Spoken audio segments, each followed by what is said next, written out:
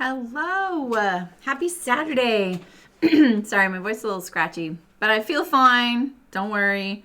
My allergies are at bay. I switched my allergy medicine, and that made a big difference. So I'm just switching my bobbin over to black thread. I just remembered that I needed it. And I'm going to change my needle. So make sure you guys, if you're making the project bag today, you have a heavy duty needle. Whatever works, like if you sew a test. Just looking at the fuzz in my bobbin case, making sure everything is okay in there. Just getting ready. So I'm kind of excited about sewing this, even though I've made a lot of these. It's kind of fun to share some of these, chicken boots things with you guys. All right, I'm actually going to change my needle. Sometimes I check my needle, I just rub my finger along it. I don't know if you can see, I'm just kind of going like this. And I can feel sometimes that it needs to be changed. I know I changed it recently, but I am not sure when. Like, I don't think it was recent enough. Not for what I'm about to sew. So I'm going to use a 16. My machine's calibrated for ideally an 18. 16 to 18. So how are you guys today? Are you guys surviving all the craziness in the world right now? I feel like it's nice to come together and hang out, sew, knit, whatever you do. We can do it in the comfort of our own homes, which is nice. Sorry, I'm just looking for a piece of scratch fabric. Actually, this is perfect right here. I can see there's a little bit of droplets on my throat plate. This is the funny thing. Now that I don't sew 7 hours a day, 4 or 5 days a week, my machine gets the oil. It kind of sits here, so you don't have to worry about that because it's not you don't have an industrial. But yeah. All right. So I've got my at a glance out and a couple of samples here. Sorry, I'm still getting ready. I thought I was ready. If you are new to watching live streams, my name is Sarami, by the way.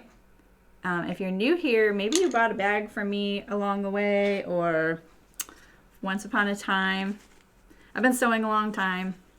And I've been working in the garment. I've worked in the garment industry in the past, not lately. And I really like to sew. I like to share what I'm learning about sewing. I'm going to try to get my needle in there to see. Probably because I'm in a hurry. Isn't that always the way? Every time I'm in a hurry, I drop my bobbin. And it goes skittering across the floor. It drives me crazy. But I can't get my needle in there right now. There we go. My needle threads left to right, so I'm always looking for that long groove, which is the way you press your thread in there. So if you're new to live streams, you have to create a channel, which is YouTube's version of an account, to be able to chat with us, and we really hope you will. It's really fun to do that. You can ask questions. Don't be shy about it. Please ask me questions. Challenge me, ask why I do something the way I do it. If you can't see or hear me okay, just tell me. I can adjust a lot of things, especially like brightness or how close the camera is to what I'm doing, because it's about right here to me. You might even be able to see it. No, you can't see it. I try and keep it out of there. But yeah, it just speak up. That's what this is all about. That's what live streaming is for you to be able to ask the person questions, right? Hi, Eliza. Hi, Rachel.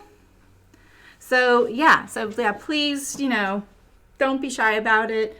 That whole expression of there's no dumb questions is completely true, there's just no way to learn without making mistakes. Mistakes to me aren't really mistakes, so, it's no big deal to me. So, and I make them every day, all the time, not just in sewing, so it's not a big deal to me. I just take it in stride. I have bad days, and then I just walk away. So, anyway. So we are making the Chicken Boots project bag. I used to be Chicken Boots, and now I'm So-So. I'm better than So-So, but you know, and I'm trying to turn most of those products into sewing patterns that anybody can make. And let's see, let me show you the bag. I have one right here. So it's a stiff bag, stands upright. It seems like a really simple design, but there was really nothing on the market when I created this, and this is the bag I wanted. I wanted something that stayed open, stayed upright. I hate when things fall over. I don't like things being sloppy and caving in on themselves. Yes, it isn't secure. You can, you know, tip it over and things will fall out. That has happened to me, but it's just my style of organizing. Hi, Maribel. Oh, Eliza, you did. I really loved making those. It's so funny. I was never a project I never would have probably even thought about until I was like, you know, that actually is a pretty useful idea. I love that thing. I brought the rainbow one back to my office. So it has a divider, and the divider is, it's not waterproof, you know, meaning like it's not like you can't fill this side up and things not spill into that side. But the idea is that you're not putting really tiny things in these big compartments. You're just putting large things like your project. Often I would put my project right here, whatever I was working on. I use this as a knitter. So my sweater project would be right here. A spare cake of yarn would be right here. Probably a needle case, maybe a water bottle. And then there's a pocket right here for smaller things. That's pretty darn secure. There's a pocket for your pattern, and then there's a little tiny pocket I would usually put peanut M&Ms and my car keys, you know. So this is the scale of it. Let's see. Shoulder straps fit over your shoulder, so you can wear it, which also keeps things secure because you can kind of clamp down on it. Fully washable. You can put it in the dryer, but I never did. I never told people they could do that because I feel like they doubted my my washing recommendations if I told them they could put it in the dryer. But, you know, if your vinyl is a pretty decent quality, it'll be fine in the dryer. Just don't put it in on high. Theoretically, the best way to wash this is to stuff it with dry towels. After you get it out of the washing machine, stuff it with a couple of dry towels. The stiffener goes super limp when it's wet. Don't be alarmed. And then just let it air dry. It doesn't take long. I think the stiffener inside, because it's a synthetic, it's not like a sponge. It's a synthetic. It dries really quickly. It kind of gives that kind of air buffer between the outer and lining fabrics to kind of help dry those quickly as well. So, hey Sydney, how's it going? I feel like I need to clean my glasses, but I think that's just all the time now. Don't I have a, where's my doohickey? Oh, here it is. I always need to do, I don't know why I'm like running around. You know what it is? I got everything ready for the stream right after we finished on Thursday, and that's what makes me late. When I do that, then I don't walk over here and set things up. When I've been really busy editing the zip double pattern, and the first pass at it came out really, really good. So I think it's closer than I realized. So hopefully that'll be done soon. And then the wallaby is next. And I think a lot of people will be really excited about the wallaby. All right, that's better. All right, so any questions? Did everybody cut theirs out? Or if anyone is sewing it, how'd that go? Do you have any questions about that? Here's another bag I sewed, kind of with a bunch of variations. I used a waxed cotton canvas. It's 10 ounces, not very heavy. I used it for the divider as well. I use the Liberty of London print, and if you're not familiar with that fabric, good for you because I'm super into them. They're really expensive. I love them. They're beautiful. They're not ideal bag making fabrics, but as a lining it works, and I interfaced mine to give it more body. I didn't put any stiffener in all the pieces except the bottom. The bottom has stiffener. That's the only place. But this is essentially a plastic-free bag with no vinyl, and I put these leather straps on kind of badly, but you can't tell. It looks really good. I really love how this bag came out. It's not washable, but you can retreat the wax after a while. I'm going to get rid of these back. Actually, I'm not going to put this one over here by my iron because I'm going to be using that. So, oh, I think I saw that, Sydney. You're still in the cutting stage, Maribel? Awesome, awesome. All right, and then one thing I wanted to mention, because I mentioned it at the very end of the cutting video, especially if you're new to the live streams or you're kind of like, what is this crazy stuff? And I don't know, this is kind of cringy watching someone live. This is kind of weird. I know, I totally know that. Just stick around for a bit. See if anything else kind of appeals to you, or maybe the people in chat, like hanging out with them and talking with them is always nice. But if you're new here, you might not know, especially if you're a former Chicken Boots customer, the Notions Case pattern is a free pattern if you sign up for the newsletter. And it's at you just sign up at the bottom of the website, soso.live. If you were on my newsletter at Chicken Boots and you never switched over to the Soso one, you're not on my newsletter list anymore. I did not shoehorn all of my Chicken Boots customers into Soso Live customers.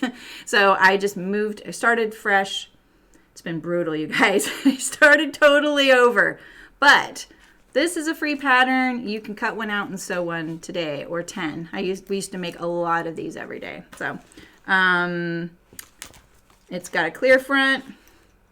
I think it prints out on 2 pieces of paper plus the instructions. So it's really minimal, no taping. And it is a really good beginner pattern for sewing a little bit of everything. You've got a zipper, easiest way to put in a zipper ever. A little bit of binding, a little bit of vinyl, a little bit of stiffener. You got a little bit of all of it. This is the sewing test I gave people when they applied for a job. And afterward, they would always say, oh my God, I was terrified to sew that. And then when they finished, they were like, oh, I just made that. So it's a good spot. And you get a video with it as well. So... Oh, good, Rachel. Yeah, exactly. There's only one with a little whoop-de-doo on it. So it's mostly rectangles. Oh, okay. Yeah. Yeah, and that like 10-ounce wax cotton bag isn't very stiff. But, because of the divider, that gives it a little bit of structure because it kind of holds the sides closer to each other. And putting stuff in it, it's pretty great. I mean, it's a pretty lightweight bag. You're using Peltex, yeah. Yeah, Peltex is lighter weight than what you'll be seeing me sew today. So, I think you got this. But I'll help you. All right, so I have a little pocket demo to do. So let's see. Let's get out our fabrics. And I'm going to show you how I stack mine up.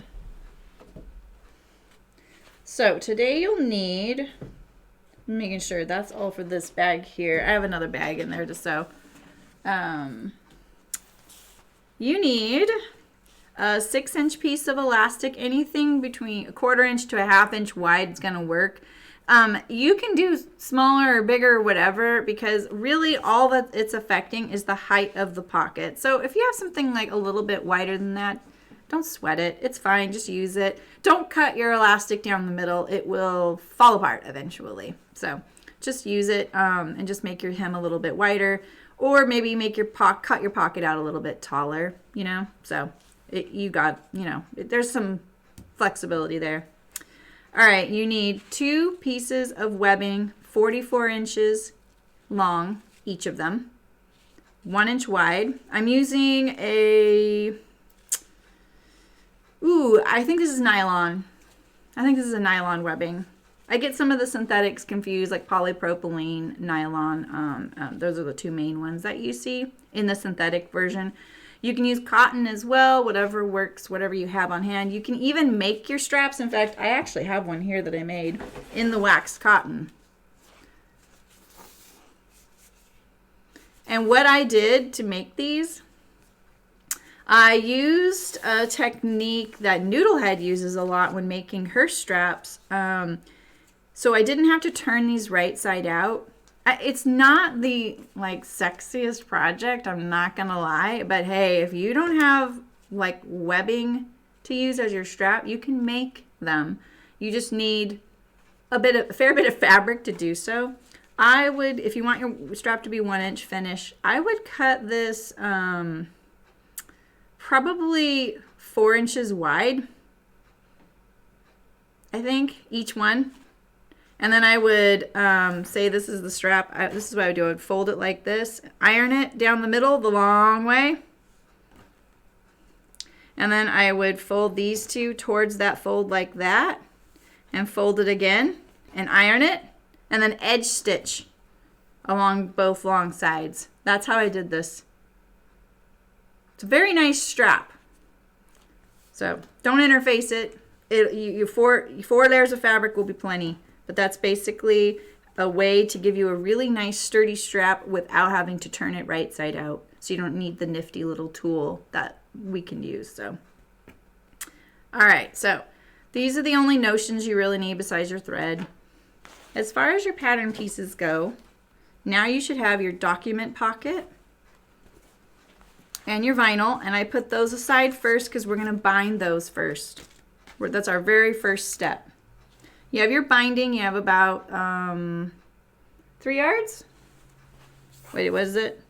4 yards of binding, and I'm going to piece this together. We cut this at the end of the video. You have your bottom, and so you have your lining and your outer piece, and you can tell that this was just like somewhere in the middle of the fabric because it's on the outside of the bag. It's not a big deal. And right off the bat, I'm going to layer this. I'm going to put the outer piece on the bottom, the stiffener, and then the lining, which doesn't match my outer fabric. It's not the same fabric, but it'll match, I should say. Just line these 3 up like this, like a sandwich. And then you're ready to sew that. You have your end pocket, right? That's what it's called. End pocket, small pocket. Small pocket. You have your inner ends and your outer ends and then the stiffener. Just stack all of these things together. And same for your front and back. I use that interchangeably. There's no official front and back of the bag. I just call them either way, you know. And so the side with the document pocket, I tend to refer to as the front. There's the lining for that. And then there's the stiffener, and you're going to set these aside. All right, so I stack these like this. I put the big ones, the ends, and I put the bottom right here. And we put those aside. All right. Our first step is going to be binding. Let's set our notions aside as well. So let's piece together our binding. And I'm going to show you how I do this. So please jump in with any questions, you guys. Hey, Walter. Nice to see you. How's it going? All right, so to piece binding together, because I cut this from a fat quarter, so there's a lot of medium-sized pieces. There's small pieces. I kind of intermix them so that I don't have all my small pieces like right next to each other with lots of seams. You're going to lay them with the cut edge all the same direction, same, like this is wrong side up. Doesn't matter if you do it right side or wrong side up. Just make sure you stack all these like this. It just makes it easier. So just put them all like this. You can get about 5 yards of binding. That's this width, which is 1 3/8 inch wide from a fat quarter. So you can get quite a bit. You only need a fat quarter and you'll have a little bit extra, which is great if you want to practice or maybe make a matching accessory. Good to hear. Hi, Eliza. You got to mute me. Okay. Okay, yeah. Oh. Yeah, I know. My daughter probably won't get to graduate. I'm going to throw this little guy away. In the back of my head, I know it's there just in case I need it, but I won't. It'll be fine. These are just a little too small. Those are desperate pieces. That's what we like to call those. All right. Nice long piece, nice long piece.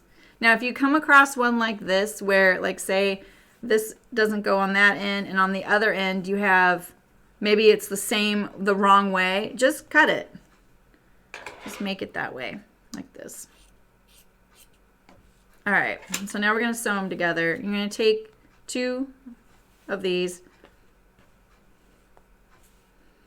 and you're going to put them right sides together at a 90-degree angle, just like this. And you're going to overlap right here. You see this little V I have right here? That's the seam line. This is the 1/4 inch. So this, if you were to draw a line from this little nook to that nook, this line would be 1/4 inch parallel to this cut edge. So tune out everything else and just focus on that. Don't look at like measuring it from here to here. Measure it perpendicular from this imaginary seam line to that raw edge. And I use 1/4 inch because you really don't need anything bigger. It'll just eat into your binding, and it's more work for you later on to trim it up. So, and then I'm going to go through a little bit of the extra steps to make this binding nice. I trim off those little corners, and now see, we have a nice straight line there. You can press this, finger press it, whatever, trim it way down. There's lots of ways to deal with this. But if you cut both corners, your seam allowance when you press it will fall all the way inside the binding. And now we have a nice straight line right there because we lined up on the seam line. All right, so same thing here. You're gonna find your overlap here, same thing. And you just keep doing this. You can backstitch or not backstitch. Typically I don't know why I am right now. And then what I also do is I start rolling this up. This thing isn't very big, but I'm gonna use it. And what I like to do to roll this up is I set this on the table. Set this on the table. It keeps all the edges lined up. Do you know how long it took me to figure that out? And see, once I get it going, I just go like this. And then all these edges are nice and flush. That is like $1 million trick. Once I like logic took over, you know? Oh no, Rachel. Oh no. It's okay if you turn it the opposite. Just make sure that on your the first fold you do, you know, sometimes it's really helpful when you're cutting bias to draw a line on the fabric and you, whatever that line means to you, like, okay, that's the length grain. And then make sure that that line is at a 45-degree angle to your bias. So whatever speaks logic to you. I've gotten those parallelograms a long time ago. I know what you're talking about. All right, so we have this getting longer, and now, yeah, same thing. It doesn't mean all these ends sew to each other. It just means you know where that end is. It makes it a little easier to deal with. This is a very obvious example of why we didn't hand cut our binding. Hi, Angela. How's it going? We made too much to hand cut our binding. The only time we hand cut it was for special limited edition things like Harry Potter, especially Harry Potter, because we would do something like, I don't know. I mean, it was like at least 10 to 15 different fabric groups, and they sometimes each needed their own binding. Hi, late night. How's it going? Yeah, we're just sewing our binding together. I know it's taking. You can fast forward if you're watching this as a recording. But see, most likely you're going to get these kind of lining up. Half the time they'll just line up right to the next one. It's kind of convenient. And you know, it's funny because when I would do this, Ran wouldn't do this most of the time. It was just, you know, it's like in her eyes, it was like, is it really saving me time to do this? It doesn't save as much time as it feels. No, I shouldn't say that. It saves more time than it feels like it, because this feels like it's taking a long time. But if you actually do the math on how long this takes and how much time it saves, it actually does when you're doing a lot. The other thing is when we're running it through our binding machine, the binding machine doesn't like these seams, right? But when you're starting a brand new tail of binding, and so say I just left this as binding strips and I'm putting it through my binding machine on things, I have to find pieces that are long enough to do what I'm about to bind. And if it's not long enough, you need to have it pieced together, right? But getting that tail going, you're going to lose a few inches at every beginning. So instead, I would much rather lose just this much, because sometimes it would go over that thickness and it would be a little bit like not very nice looking. Sometimes it was fine.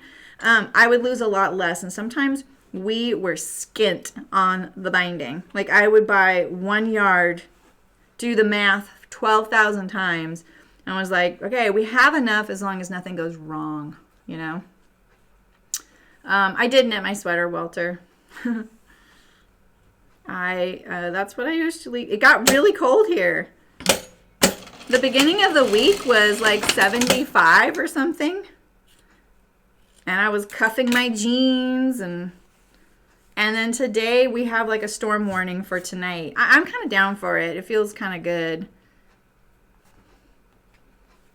But yeah, I got my sweater back out.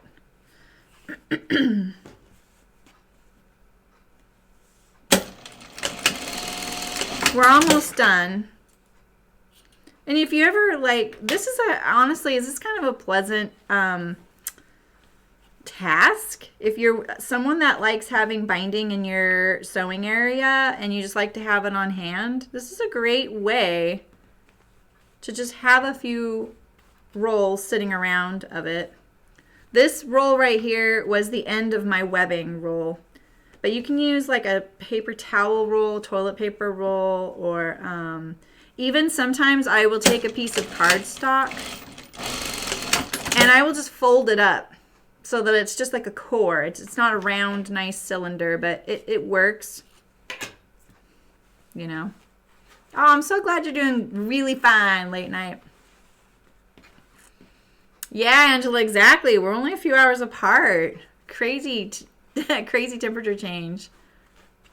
Yeah, you know, Sydney, that's so funny because I just saw a text from Kirby and I saw it, my phone's on silent and I was just about to start, and it said, do you want to build a snowman? She's a big Frozen fan, and I was like, I wonder why she sent that. Maybe she meant to send that to someone else. And then I was like, oh, maybe it snowed there. So you just confirmed it for me.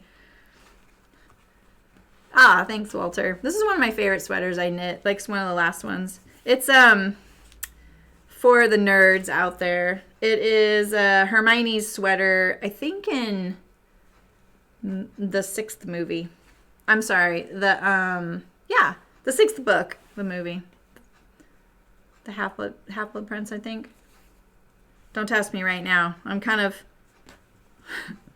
Right, so I should have demonstrated. So you see how these are both the same angle? But look, this is why they sew together. When you flip this over, see?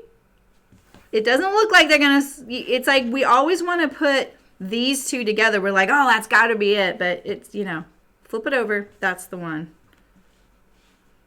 I think showing logical visual cues kind of seats it in there a little bit, Eliza, I cut it at 1 3/8 inch wide. And you didn't miss that. I said it yesterday or Thursday. All right, last couple of pieces. See, we made it through. I would sometimes do this for Rayanne, like when I knew the next day she was going to be like binding a lot or changing fabrics, and it was all the limited edition or hand cut stuff. I would do it after she would leave and just roll it all up for her. She hated doing this. And I kind of like it. Once I figured out how to do this, I kind of enjoy it, and I like making sure it sticks in my head by doing it over and over. Hey, Penny. I am not going to iron it first, Walter, but you can totally do that. And remind me, because I have those Clover things, the binding folders. These things, I can show you. I don't use them, but... Oh, maybe Penny. She could have been. But, she is in the Portland area. So, and there's a photo. I can see there's a photo. So, all right. So now we have our binding all ready to go. And I have a, I'll show you, I think I can show you. See right back here? So I have this spindle. It's built into my table, and I put my roll right there. I added this yarn holder because sometimes we would have, I don't have one here, we would have these rolls that were literally gigantic, like this big. And they were so heavy, they would drag and they would touch some of the other parts of the machine. And so what we would do is put them on that thing. You can't use those either. Yeah. Yeah, the way I bind, I don't do both sides at once. So that wouldn't help me. But I feel like they're really helpful for a lot of folks. So I say use what works for you. And especially on this first step, those would actually be the best use for them. All right, so the first thing we're going to do, we're going to bind our divider. I'm using vinyl. You can use fabric, and our document pocket. So let me talk about the document pocket just for a second. For a lot of the testers, the document pocket was really slack and kind of hung away from the bag. And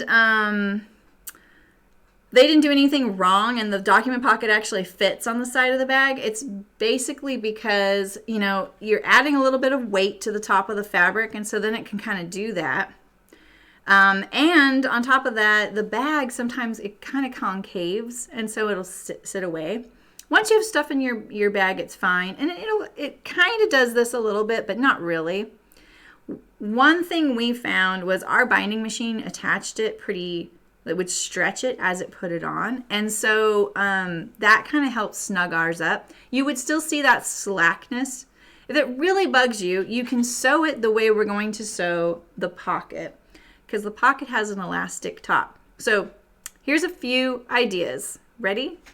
You could add a hem allowance to the top of this because it doesn't have one right now. The width that you would need to be able to make a casing to put elastic in, and use the method we're going to do on the pocket, the end pocket, the little one, the small pocket. You can pull the binding as you put it on, like I'm about to do. And then that way it'll kind of cinch it up a little bit. And then this will still be the same size fabric. You're just going to pull it to get it flat across the bag. You can put a really narrow elastic inside your binding and cinch it up that way. But the binding is going to create a little bit of stiffness and not let the elastic gather up as much as it would if it were just a fabric fold over hem. So, yeah, Penny, I know. It's kind of like this big storm coming in. So the way I'm going to do it, I'm going to try and mimic what my binding machine did. I'm going to pull my binding a little more than I usually do. And now we're going to talk about how I sew binding. And there's like a billion ways to do it out there in the world. I'm obviously came to binding not from the quilting side of things, and I do it very differently than quilters. So you can do whatever works for you. There's no rules here. I just like to show my method because I had to figure it out myself and make sure it worked every time, because I was doing most of my production for a couple of years. So I just line up my binding raw edges together, and I always start on the back side of whatever I'm going to bind, right? Because this is the side no one's going to see. I'm going to pull my binding. I always pull it a little bit, but right now I'm going to pull a little bit more than usual to kind of just draw up the top of my document pocket. And I'm keeping my binding up high. I'm going to open up my seam allowance.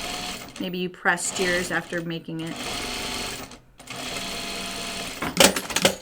And trim it off. And look at that, how much it drew it up.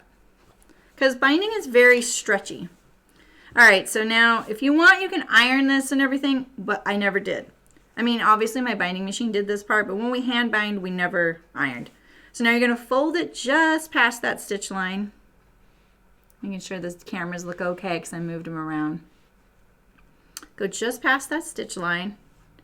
And now you know, if you stitch directly on that stitch line or to the right of it, as I'm looking at it, your needle is going to land only on the binding on either side, and you're good, right? Well, I think a lot of people worry when they're binding that their stitches are going to end up down here, right, and not on the binding.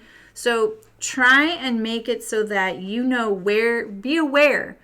This is the first pass of stitching you just sewed. That is the seam of your binding right there. I know I'm saying really obvious things, but I feel like when you start looking at what's happening on the other side of your seam, whatever you're sewing, and you're aware of where your needle is in relation to that, it kind of helps a few things click and makes you a little bit more aware.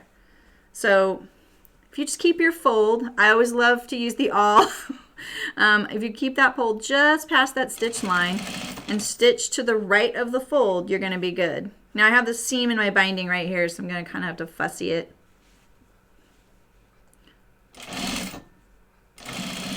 Now I'm using black thread, and if you guys heard me talk about using black thread on a fabric that could show every stitch, you know, I'm going to have to be careful with my stitching. Here's my, I forgot to stitch my bobbin. I can see my whole bobbin thread here. Do you see that? It's huge. Oh well, I'll just leave it in there.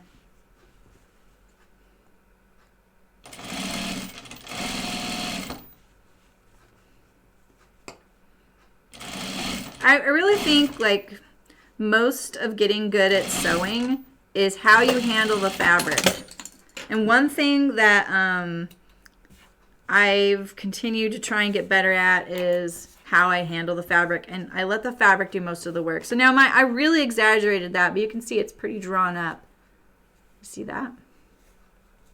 1/4 inch, Eliza.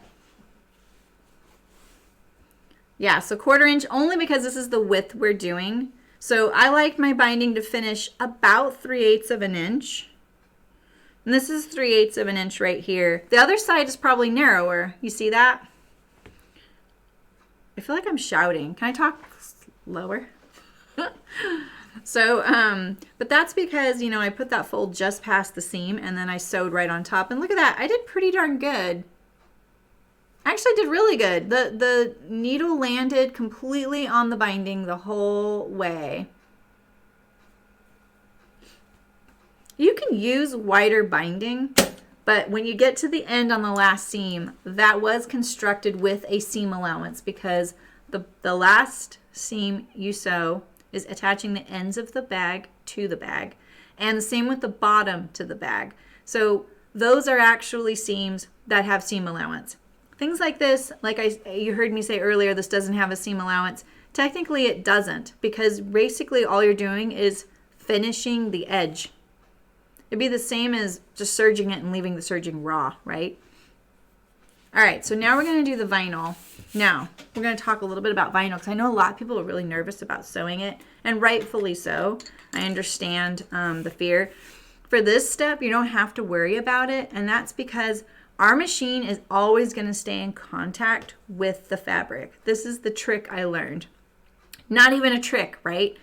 So when you're sewing on vinyl, what tends to happen is some vinyls will make your machine drag. And it's like you're trying to sew through molasses and you're just like, trying to push it through or pull it. And that's when you can kind of, you're kind of flirting with some things that can be kind of dangerous to you and your machine. You don't want to throw your timing off, which is a big deal. Everyone talks about tension, but for me, it's the timing is really important on the machine because that's when the needle's going down and picking up the thread.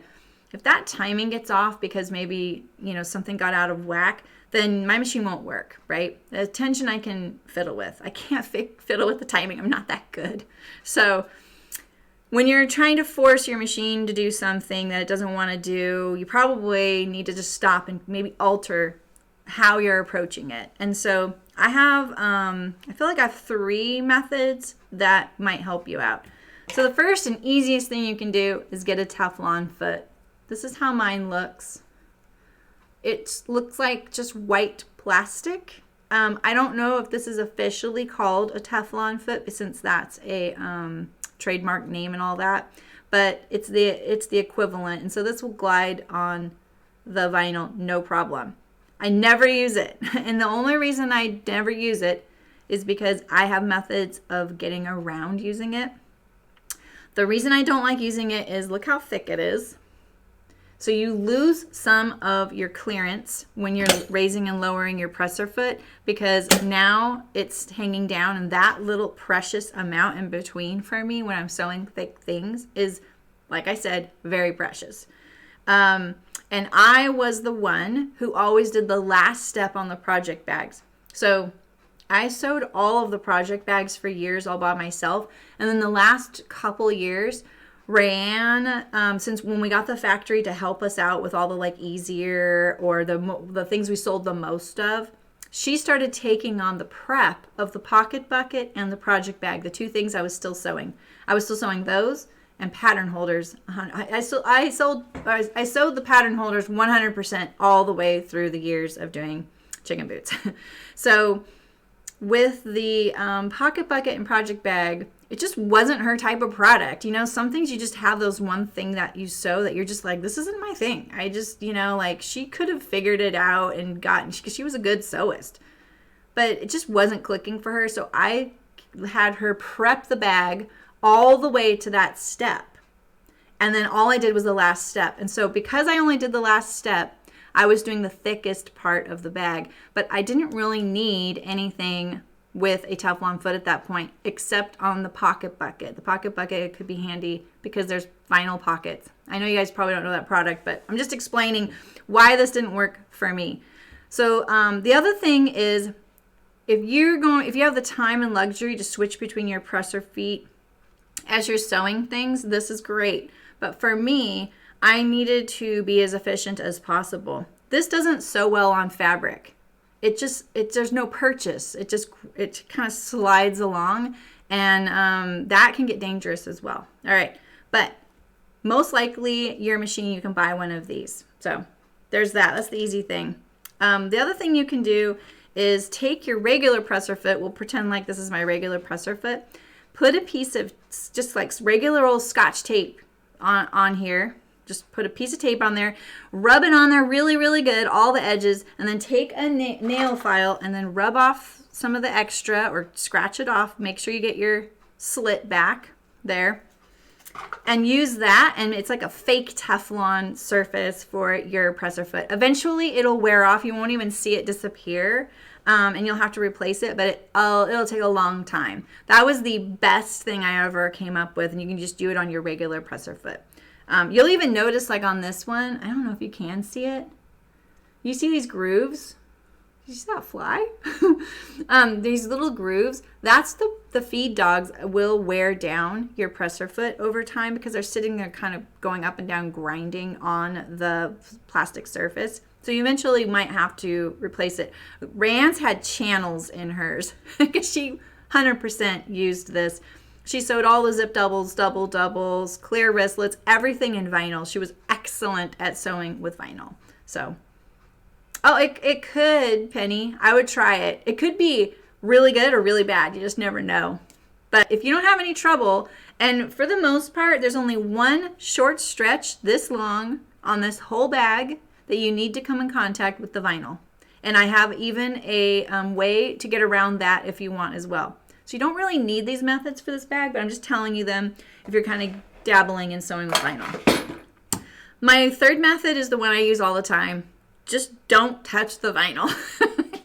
I got really good at sewing everything without touching the vinyl. All right, that being said, let's keep going here. All right, so I usually start, I'm pretty sure at this little curve down here. So I put it face down. This little curve is your hardest bit. Curves are always a little bit hard. Try and stay as close as possible to your 1/4 inch seam allowance. This isn't like, nothing's gonna fail if you have a little bit wider on these curves. Don't worry about it, all right? So I pull my binding up above so I can kind of pivot. So this hand's kind of pivoting this. If this is too much detail, you guys, you can tell me to speed up because everyone has the video to sew this. I'm just giving you the blow by blow. So I stay a little closer than I need to on these curves because invariably I usually get a bigger seam allowance there than is necessary. So now we have an outward curve, same thing. So if you didn't cut your vinyl very smooth in the curve, don't worry about it. We're about to encase that in there. And you see like my vinyl's picking up, right? Because I'm kind of gently tugging it. And you can see like the little outer edge right here as well is picking up and getting in my way. And that's why I keep stopping, kind of smoothing it out, go one stitch, then I go around. 1/4 inch seam allowance for this width binding.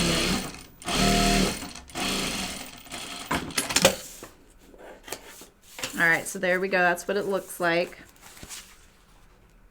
You can see it's kind of picking up. It's the profile of it. And now look at your curves here. You can see mine. They're not that great. So just trim it down a little bit. That 1/4 inch seam, best you can. Like that.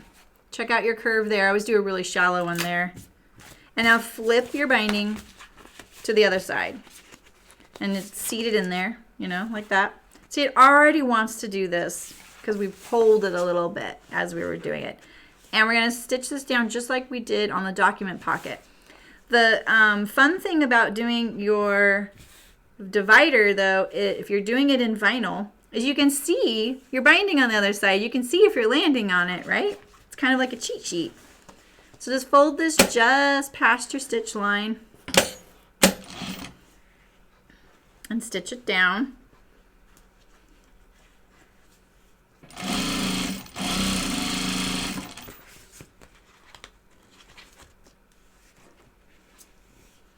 I got a little bit narrow of a seam allowance there.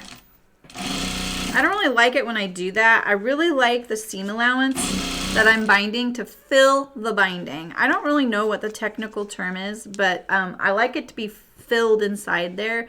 I don't like my binding to be slack. Like this right here is going to be slack. You see that?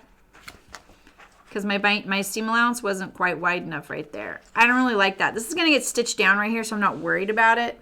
Hi, Rebecca. How's it going?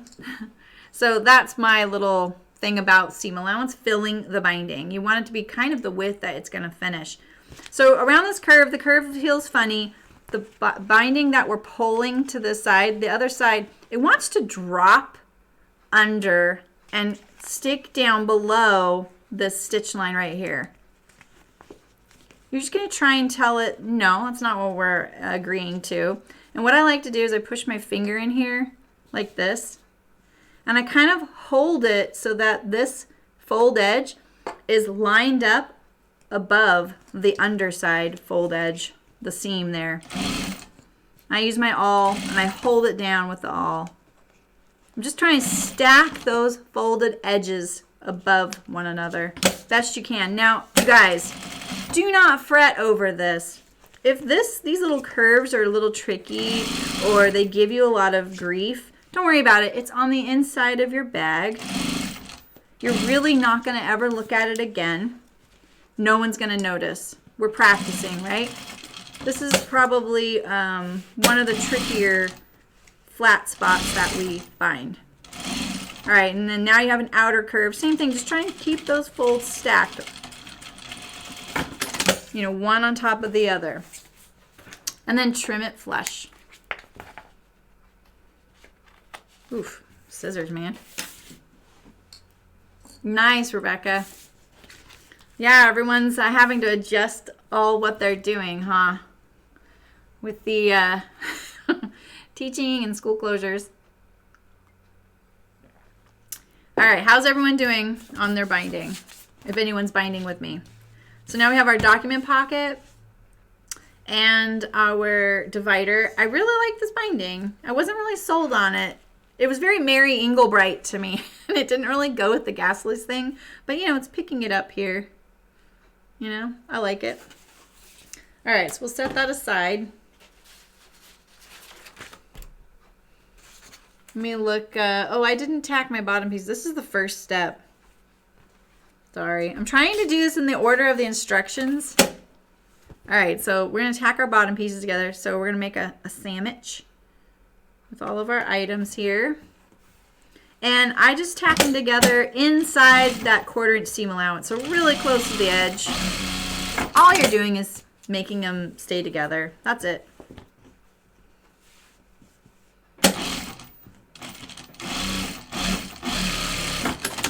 Just like that. All right, we're gonna set that aside. What's our next step here? Okay, we're gonna hem our small pocket. All right, so I have two examples here. We have the one that I cut, it has nothing done to it, and then this one with the serging. So, I think that they closed, Sydney. They went to online only, right, Rebecca? Yeah. Cricket's pretty worried about it. I can tell. It's like her senior year, last couple of months of school. They even like only go till like May 21st. And she's not going to even get her graduation, you know? Kind of a bummer. Okay, so there's 2 ways to sew this the way I have the pattern set up right now. So if you have a serger, you are welcome to just serge across the top here. And then you can turn it at a 3/4 inch hem. You can press it first if you like. And stitch it down. Now, I'll show you the way I would do it. You can just stitch it down and then insert your elastic in the casing afterward. But here, I'll show you how we would have done it. This is how we did it in production. We serged the top of this. This is the only thing on this product that was overlocked. We had very little serging. So, yeah.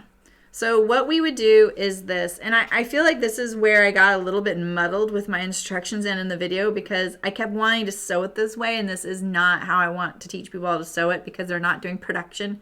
But we would do this all in one step. So we would serge that, and then we would sit our elastic here on the edge right at that fold line, fold it over, stitch through those 3 things all the way down to the top of the serging. And now I have these 2 things going on here, right? It's a little bit tricky. Oh, actually, I take that back. We would do this. We would do this side first. Sorry. It's been a while, you guys. So, yeah, I would stitch this side first, the right-hand side first. And then I would come over here with my piece of elastic and stitch that down inside there, turn 90 degrees, and this is what I would have to deal with. And I would just hold on to this. Push that elastic above that serging stitch. I would use my awl to kind of hold this little edge right here that wants to crumple in, just out of the way, and then I would get it going like that. We got really fast at this. I'm not looking very fast, am I? And we would just do this all in one like this and then distribute the gathers like that. Now, one thing to note is I feel like it's really nice to stitch this elastic through all the layers of the fabric, both layers. Don't just stitch it down on this under layer, stitch it here and then fold it over, because what happens is, well, I'll just show you what happens so you understand why not to do that. It just creates a headache for you later on. So, yeah, right, Rebecca, I know. Yeah, exactly, Eliza. Yeah, Eliza is a professor as well, Rebecca. So, I'm going to show you why I don't do it that way. This is the whole be kind to your future sewing self segment of today. So, say this is my fold. That's my hem, right? We'll angle this so it looks like it'll actually line up afterward. So, there's our hem. If you just stitch it down like this, and then, same with this side like this, right? You think, oh, this is all I need to do. I just need to tack it in there, fold it over, and stitch it down, right? All right, we'll stitch it down. Seems a lot easier, right? A lot less fussy. But what happens is that you lose your end here.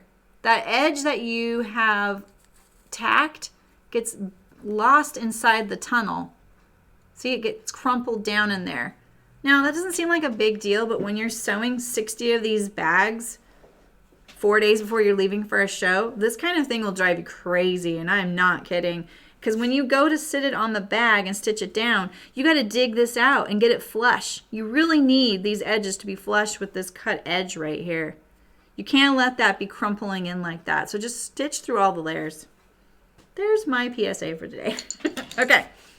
All right, so now this side we're going to sew without serging. And if you like, you could iron this edge down first at that 3/4 inch seam allowance. Here, let's just go to the iron and we'll do it together. Well, it's a little bright, huh?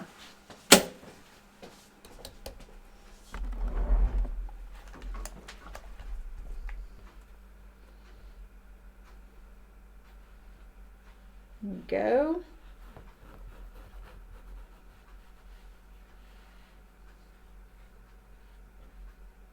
We're going to fold under 1/4 inch seam allowance first. I like giving myself that little crease there as a guide, like, okay, let's stay within reason here. You know, my iron's not very hot yet.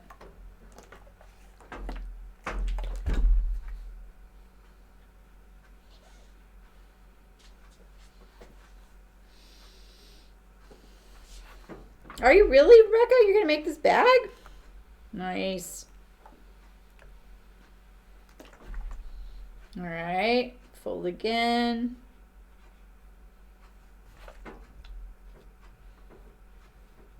This method I provided because a lot of people don't have sergers, and you know, really, maybe you don't want to suit up your serger just for this little tiny edge, you know? I am there, like that's me. Often I don't use my serger because it's such a small amount that I need it for. It's not really a big deal. So here we can, you can do this a couple of different ways. You can do it just the way I showed you in production, right? So I could tack this down right now through all the layers right there, stitch, pull this piece over here, stitch, and then turn and go down and pull it apart. Now the other thing you can do, the traditional way, is to stitch this casing down. Edge stitch it without the elastic. And then with a safety pin or a loop turner like this, you can watch me struggle to do this in the video I made. Because I kind of did. I get my elastic on there and I pull it through. All right, so with this little tool, I would get it all the way to the edge just like that, and I'm going to stitch it down right now. And then I pull this edge like this. I pull it so that it sticks out a little further. I let it slide in there very carefully so I don't lose it. And then I stitch through all layers like that. So now I have my pocket ready to go. And this would be the time we would, well, we would probably do it when we attach the pocket, but this is where we like to put the label, is right here. Like that. Fabric, man. Oh, man. Okay, so now we're going to sew our lining to our outer fabric. So we're going to get your ends. These are the ends, right? That's what they're called? Yeah. Oh, the crisis of naming. All right, so this is my lining and this is my outer. These are still connected. Here we go. And with a 1/4 inch seam, I'm going to sew them together at the top edge. So make sure you're paying attention to any one-way fabrics that you might have. So we have our 1/4 inch seam here.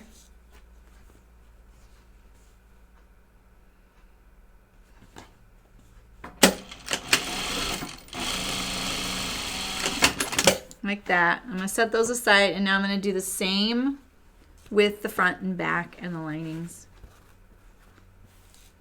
All right.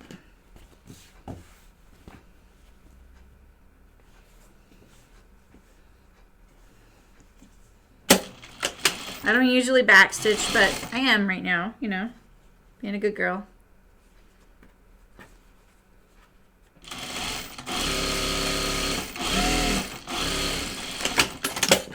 Okay, and last one. Well, this one, I almost flipped this over just now. Because that round motif on there has those upside down folks.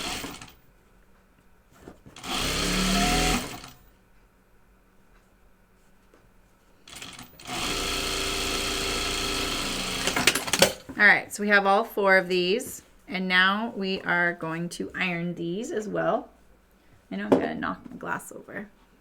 Hey, Megan. Fighting. Hi, Lisa. How's it going? My husband went to the grocery store this morning at 7 a.m. and he said, oh, it was really nice there. He's so smart. All right, so I like to line these up. I'm always showing you my production techniques, but you know, this is how I did it. So this is my outer, this is my lining. I just put it like that so I can push away from me like this. Just press the seam allowance towards the lining. I used to do it like this actually. I would stack them up like this and do a bunch at once.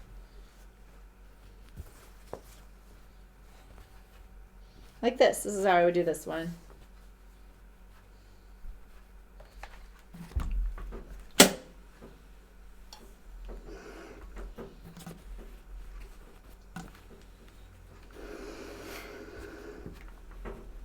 I'm pulling the under one right here. There we go.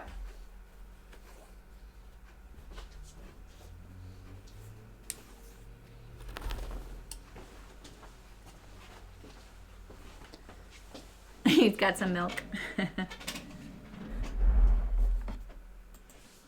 Random sewing question of the day provided to us by Sydney. If your fabric readers have no right or wrong side, you still try to make the right side the same for all pieces? Sometimes I do, Sydney. Only because I get a little paranoid, but honestly, if you really can't tell and you've turned it every direction, you're probably not going to be able to tell later on either, you know? So, oh my gosh, Megan. I don't understand the whole TP craze at all. Okay, so now you have your stiffener for your short. We'll just put our front and back aside right now. And what you need right now is your little end pocket, your ends, and your stiffener. And so what I like to do is I lay it down. I don't usually have a mess right here either. I lay it down with the lining right here. And I take the stiffener and I line it up with that raw edge right there. And I pull it over. And I line up these edges and I stitch.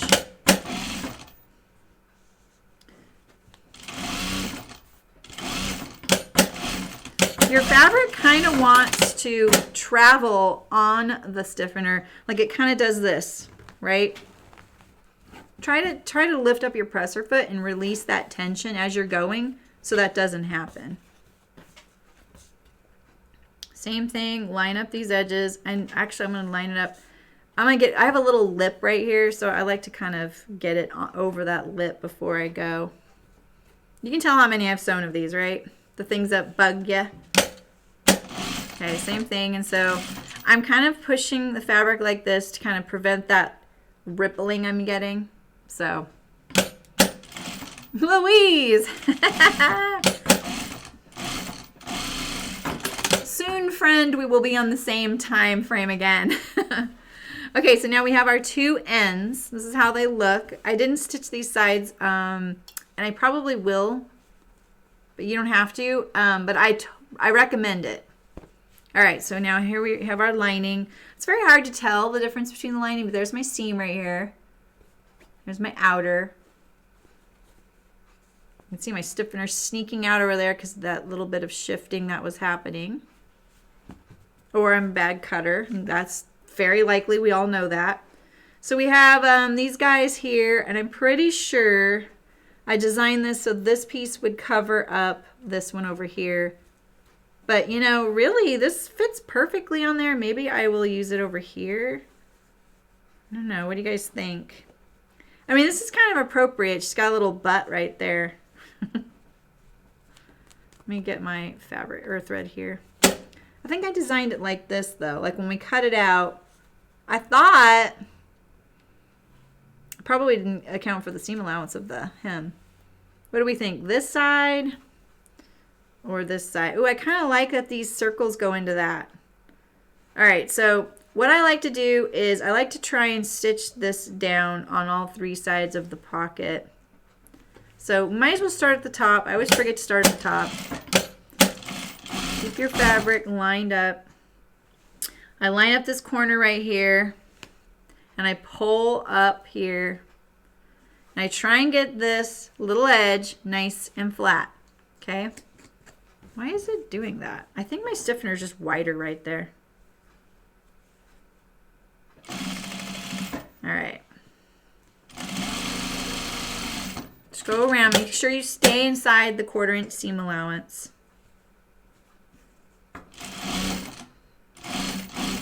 The reason I do suggest stitching around the perimeter of these pieces is that it's a gift to yourself later on when we do the hardest step.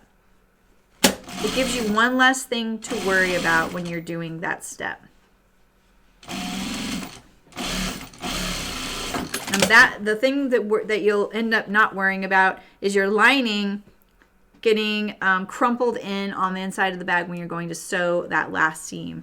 So like right here, we didn't catch it quite. So let's just catch that. There we go. Oof, wow, at least that's a lot of milk. It's hard to keep up on that. Yeah. Oh, I'm sorry, Louise. It's a bummer. Yeah, it would be nice if people just bought what they actually needed. Especially because there's people that can't really afford to buy that amount of stuff at once. And so then when they go to just use their regular shopping, there's nothing there, you know? So, yeah.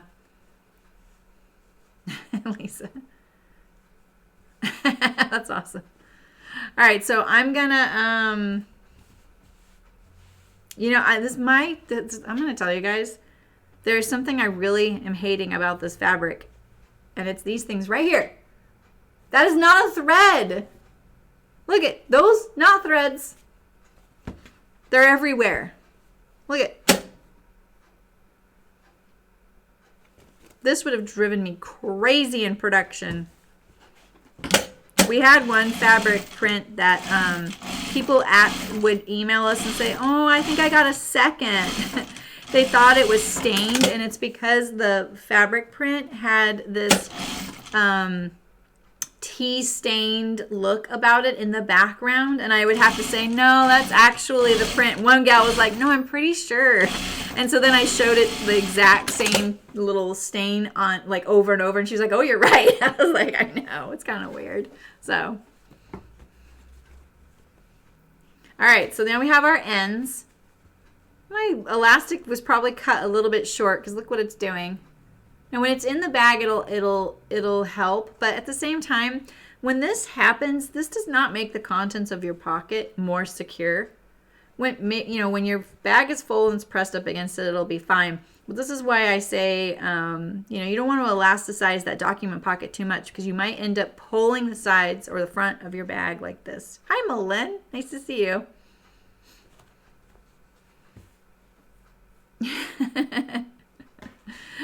Right, Megan? I don't know. My point is that, like when my daughter was a baby, I didn't use wipes. I just used a washcloth. And I'm like, we haven't had toilet paper. That's a very recent invention. We went thousands of years without it. We can use a washcloth. I know people wouldn't do that, but, it's the last thing I'm worried about. Okay, so now we're going to do the same thing on our front and back. So we're still kind of in this like prepping our pieces before we make them into a bag. So same thing, we're going to put our lining to the right. I'm going to take our stiffener, line it up with the edge there. Make sure that seam is pressed. Oh, this is pressed the wrong way. Did I press both these the wrong way? Holy cow, I did. All right, I need to press these the correct way. Yeah, baby wipes are an option, except you can't throw those in the toilet. How did we not catch this? I swear this is what I did. You want to press this seam towards the lining. Same with the ends. There's not much distinction between the outer and the lining fabric, and so I think I just must have gotten confused. There we go.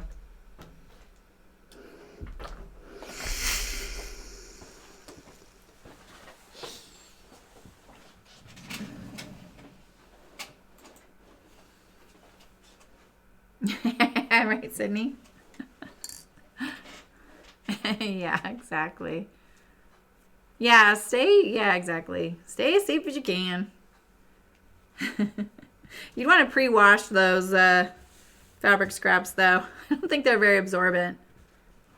All right, so this is a good lesson. If you have any of these little like pieces of lint, get rid of them.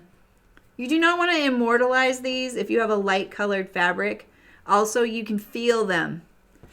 Being pressed against the surface of the fabric, you will feel them in there, and they kind of are annoying. Maybe not deep down in your bag, but like on other smaller items. All right, so same thing. We're gonna just kind of stitch this down. I unthreaded my needle. Sorry about that. We're just stabilizing it, that's all. So we're still kind of, like I said, we're prepping all of our pieces. We can't really assemble a bag until all of our bag pieces are ready.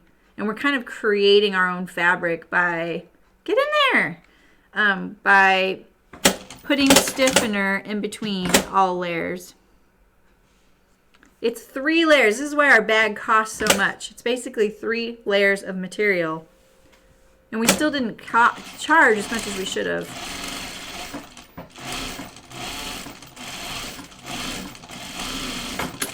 Let's see if I caught it on this side. Oh, I didn't. I didn't feel like I had. I thought I lost it. Here we go.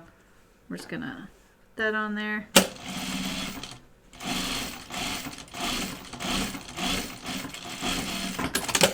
All right. This lady. See, look at all these. They look like threads, don't they? Sheesh. That's a thread. Dang, I really got this. I'm taking this out. Sorry. This is going to bug me. I've got it on there crooked. Oh, wow, Liza. How weird. Yeah, how's your corner doing, Malin? Yeah.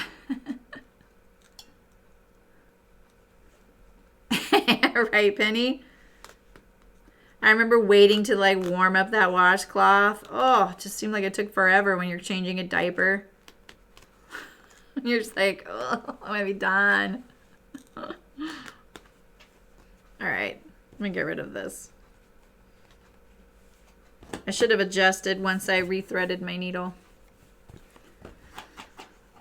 Get rid of these threads. You don't want those like coming back to haunt you, because they can. Especially black threads. They're very noticeable pressed up against white stiffener, you know? All right, so here we go. Let's line these edges up here. Like this.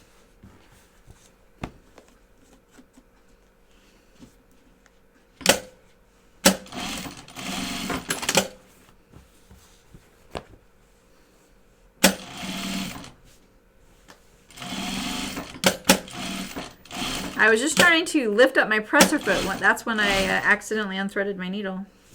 If you get a little tuck in here, you're okay. Bottom of the bag on the inside. Don't sweat it. Those are the types of things I was talking about, like what you worry about people noticing and not early, a couple days ago, and that's one of them. Oh, Lisa, yeah. Bye, Sydney.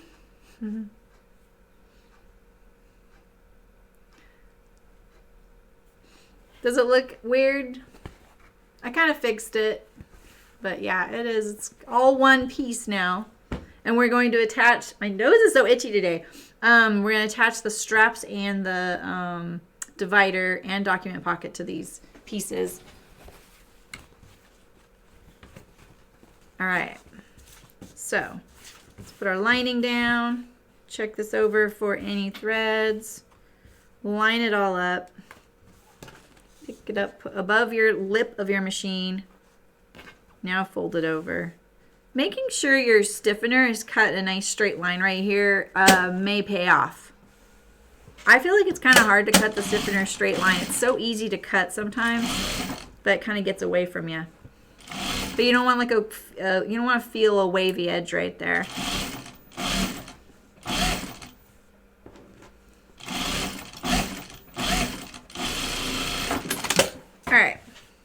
Now, I didn't do the sides quite yet because we still have a few things we're going to add, okay? Ooh, yeah. You know, the planes, though, are very clean. They disinfect those things very thoroughly. And the filters work really good. It's kind of a myth about, like, the planes, you know, getting you sick. It's really just being in close proximity to people, you know?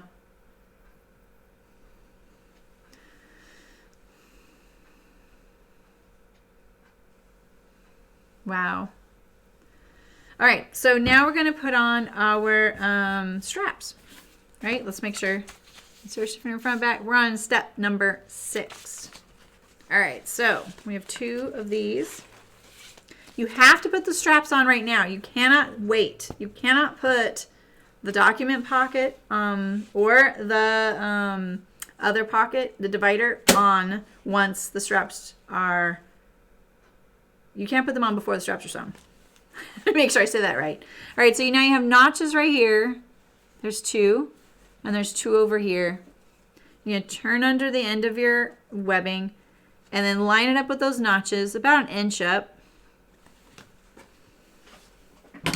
We don't put this in the seam of the bag. It creates too much bulk for the binding later on. So I'm going to go straight up along the edge. And when I'm about 1 inch away from the top here, I'm going to turn. Just like that. And I'm going to turn again. So we're making a big rectangle. No.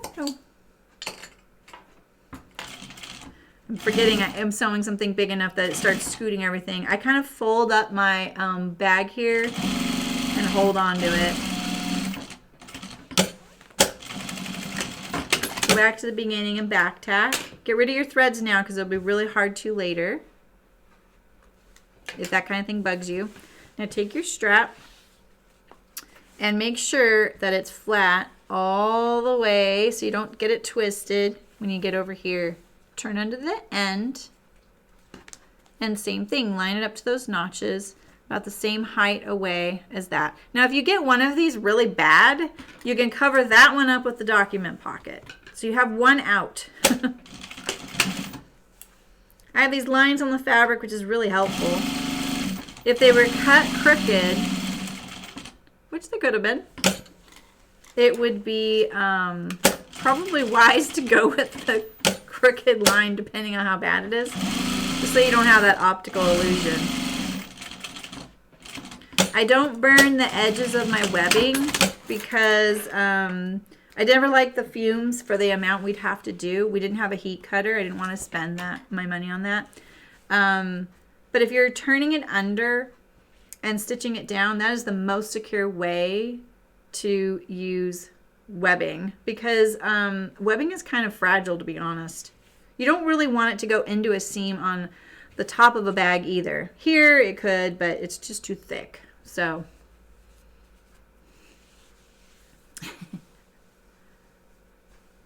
the center of the bag is crazy. This right here, that's what she wanted. She wanted to feature this gal.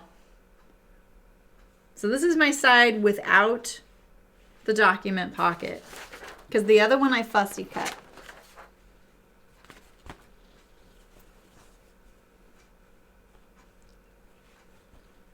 All right, but we need to put our strap first.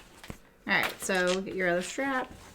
Now, you can use your notches for this if you were pretty good about them on the first place, but you can also just use the other bag, because this is my one little thing I've learned. You guys are like, I don't want to talk about sewing.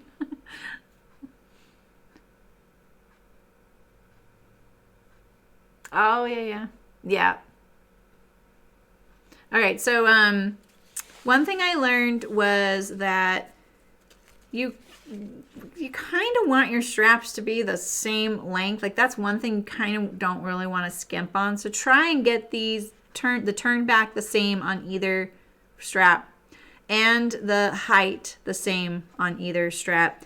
And also, you might notice it if you put on one strap like a little bit to the inside, because when the tops of the bags are across from each other, you will notice if the strap isn't directly across from it. So You can use the other bag. I think Rayanne used to use, well, she would use an old label that we had, and she would just do this and lay it like this. She had one of my old ones laying around, and it worked perfect. All right, so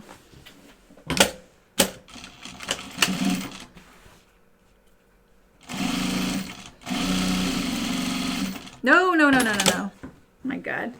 I've never done that before. I've never done that before. Where's my seam ripper? Anyone see it? It didn't fall. Where's my seam ripper?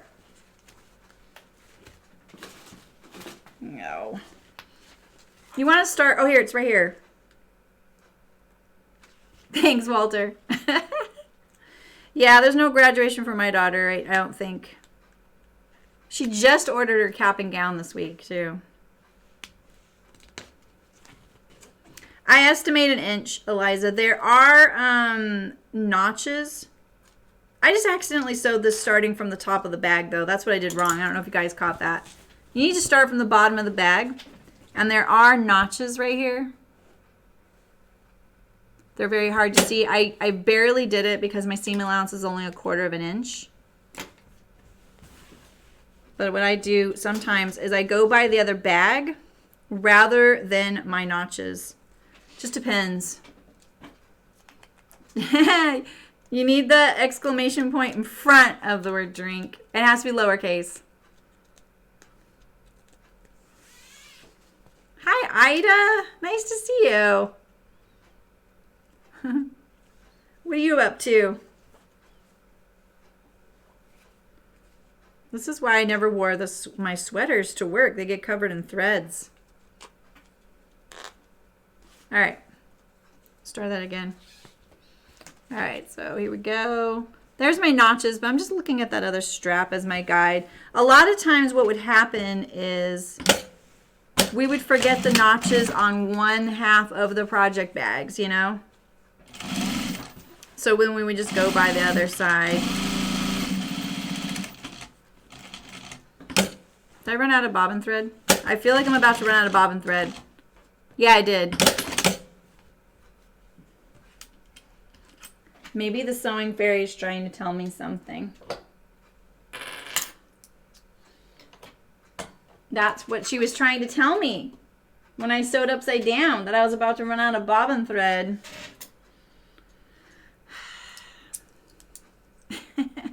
Why isn't the command working? Oh, it looked crooked. Yeah, it might have been crooked. Why didn't the command work? I better check that.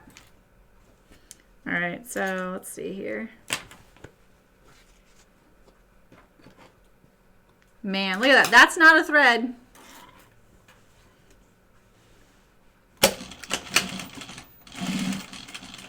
This is a little crooked right there.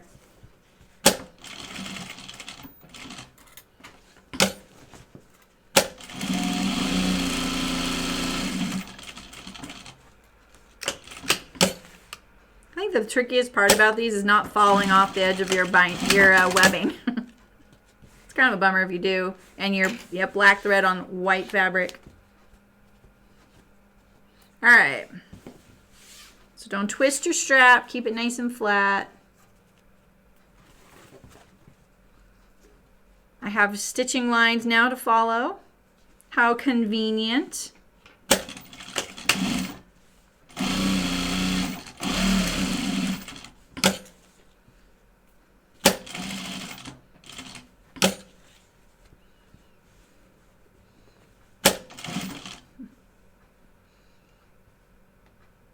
Ah, you're getting ready for bed, Ida? Yeah.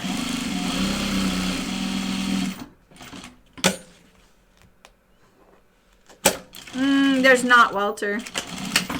I mean, the only thing that comes close to that is a serger, because there's no bobbin on a serger, but it's a chain stitch, and a chain stitch kind of operates a little bit differently. It's not a lock stitch. So, yeah, they haven't figured that one out yet. All right, so now we have our 2 straps. Now this is the one I'm putting my document pocket on, but we do that second. So we're going to put on our divider first, right here. And it goes on this one for me. I keep thinking these are threads. They're not. All right, so you're going to take, I always put this upside down to me, and I'm going to take my divider, I'm going to line it up to these corners. Now, sometimes this is not square. So you want to make sure, though, that you have at least these 2 points on here. You know, like if you have a little hanging off, that's okay. Just try and get as much of this as possible. You need this edge and this edge to end up being inside the seam. So make sure it's not like crooked like this, you know.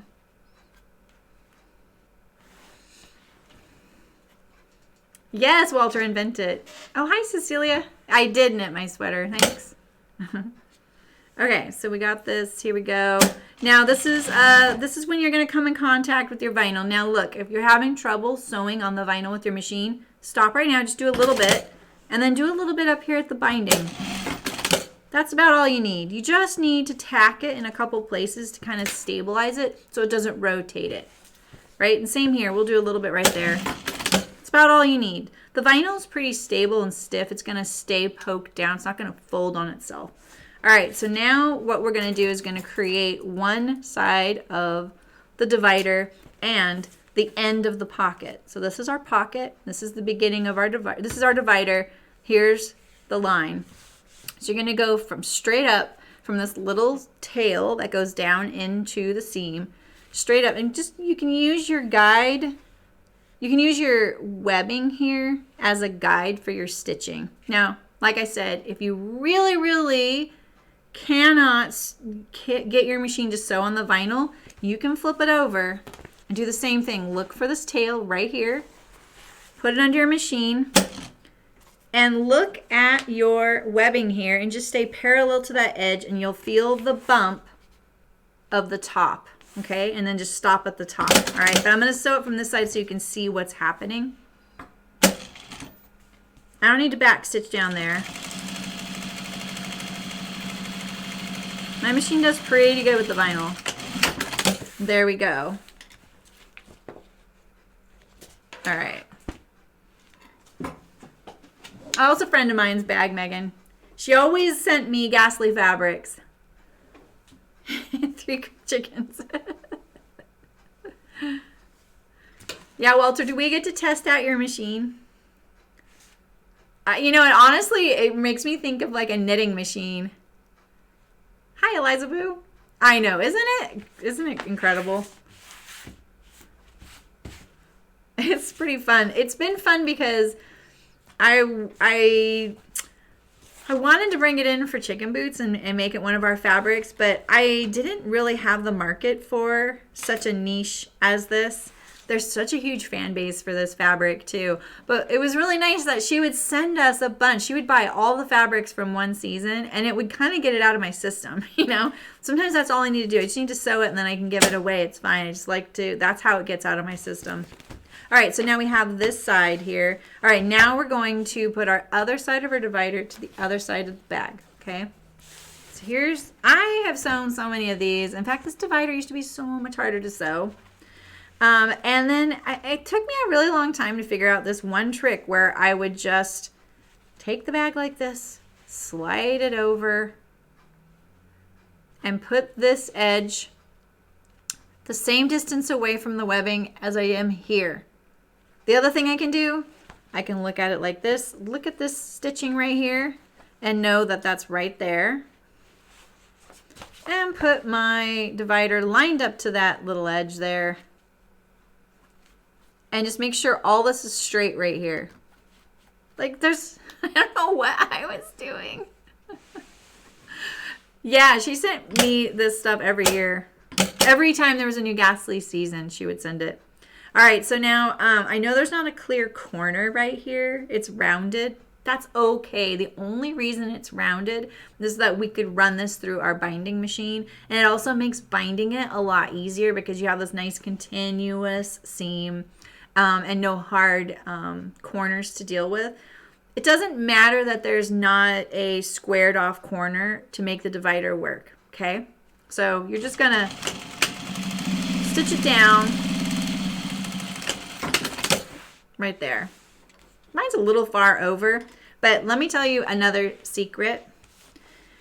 The divider being straight across from itself is less important as it is to being the same height across the bag.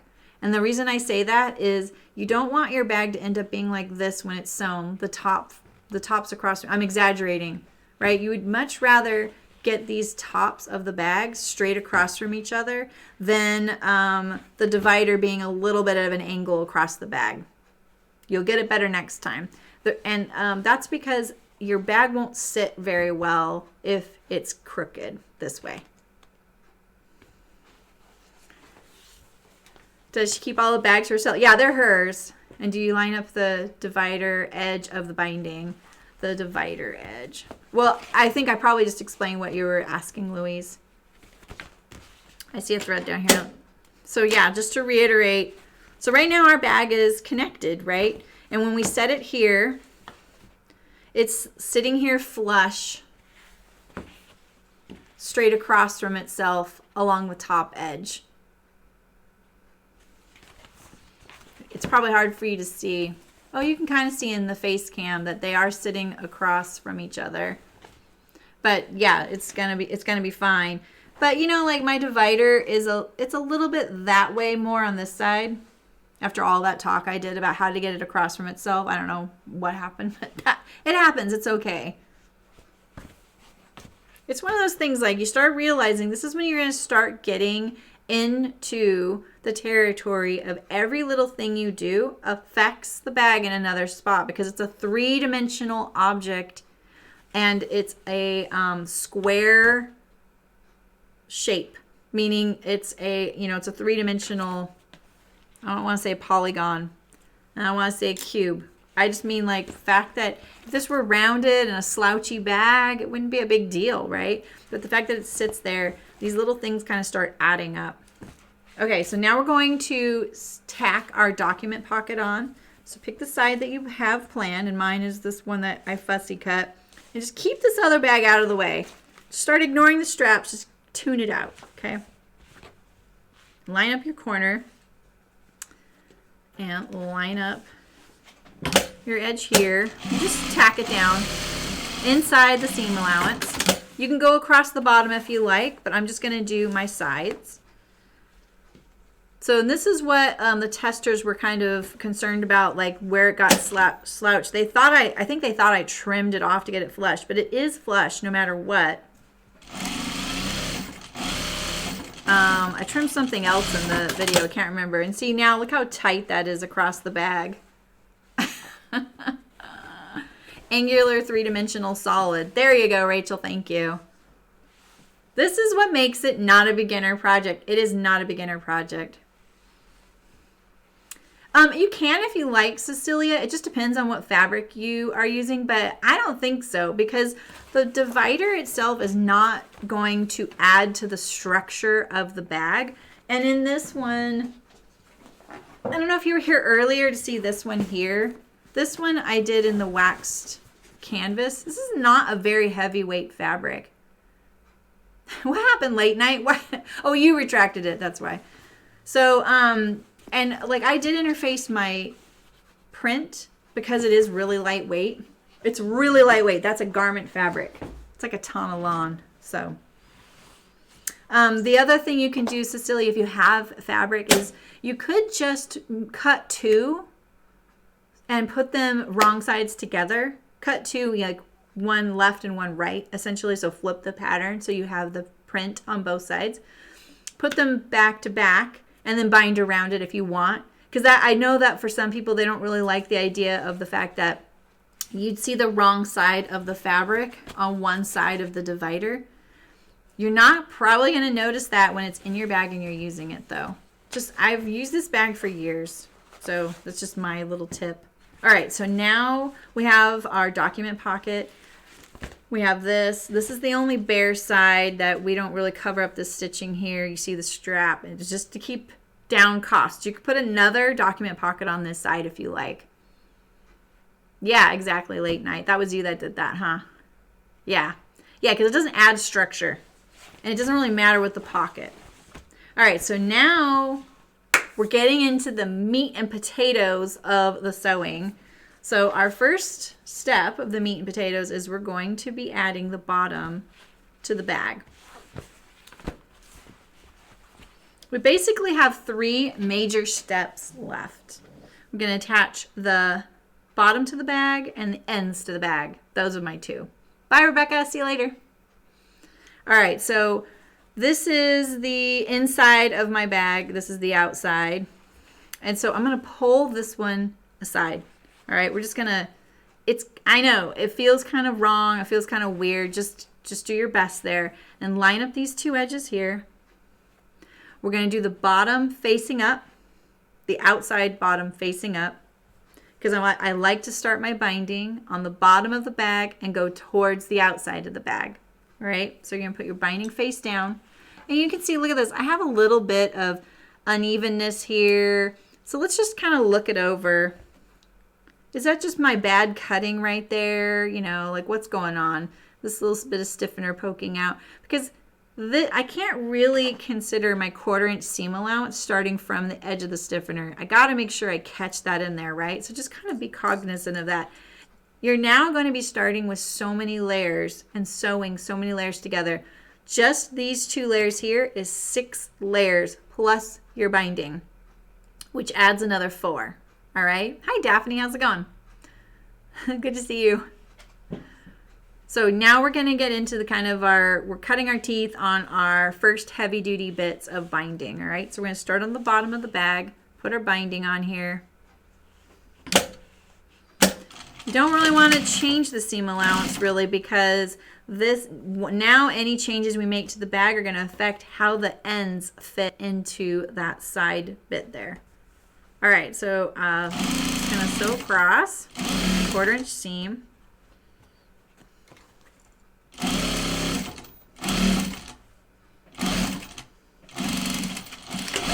I'll backstitch because I know I'm about to pull the heck out of these seams. I know me. All right, so now I'm going to get better scissors. I'm going to trim this up to the 1/4 inch seam allowance. You should have seen the mess I would leave doing these. I don't know why, but no matter where I put my garbage can, I would always miss, and there would be this huge pile of this on the carpet next to me. It was terrible. Really, Megan? Wow. All right, so now, don't skip this. Look inside here. Is everything in there? It is. Now you can carry on. Same thing over here. You've got that. You've got your fabric is all caught in that first stitch. Your fabric's all caught in this first stitch. Now we're good. Okay? As long as you do that, you're going to be okay. Just make sure. Because it's really hard to change later on and you're not going to want to. All right, so now you're going to fold this binding to the right side of the bag now. You're still keeping this out of the way. It probably will stay out of the way. It's no big deal. You can mash your bag. It's going to be fine. And we're going to talk about how seriously we can smash this bag. Late night can probably tell you. You can really smash the bag and it doesn't hurt anything. All right, so we're going to fold this to the edge, to the stitch line, and we're going to stitch it down.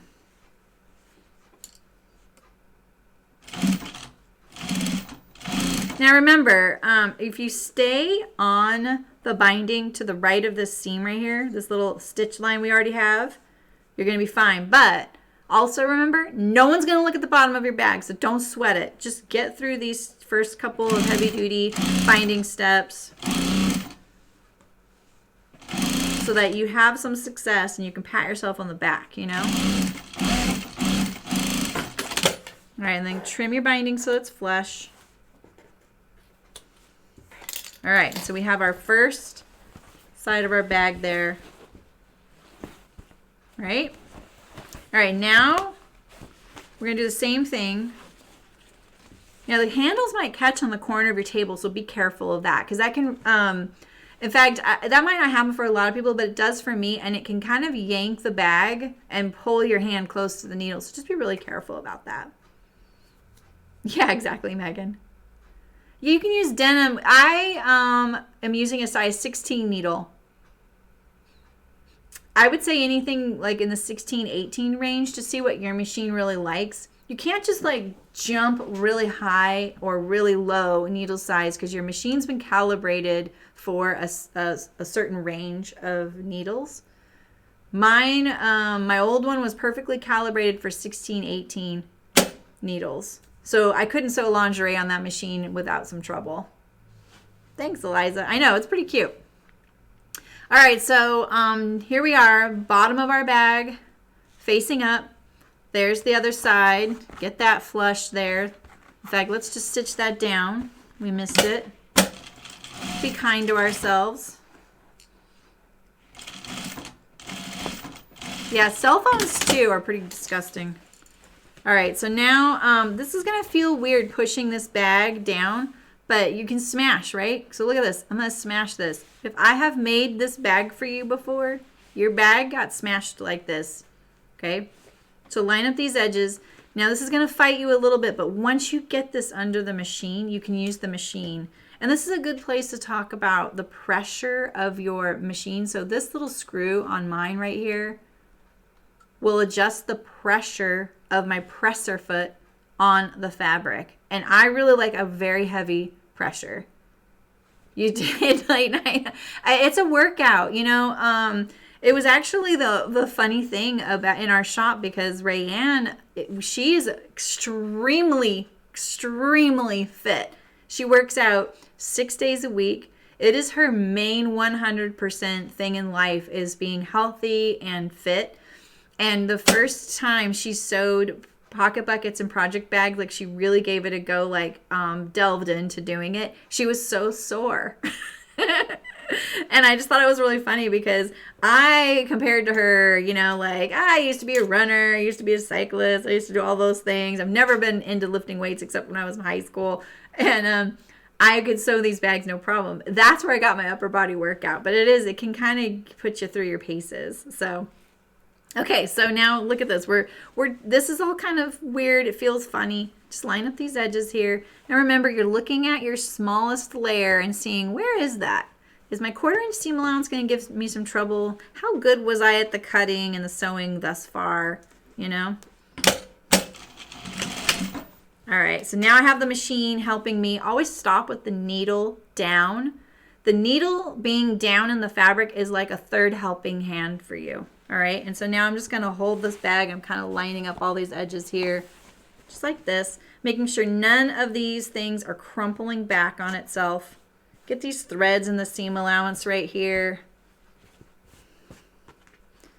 That way we don't have to pull them out from the inside of the bag. Anything you can do to help yourself with quality control later is nice. It's a nice gift.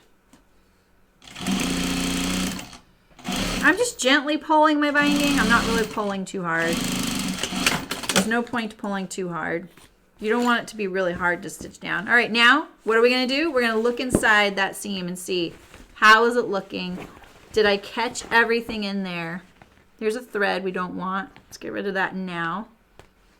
This is not my bag, it's for someone else. So I do want to do a really good job. So there we go. We see, and so the way I check my vinyls, I run my fingernail like this and make sure I can't catch it.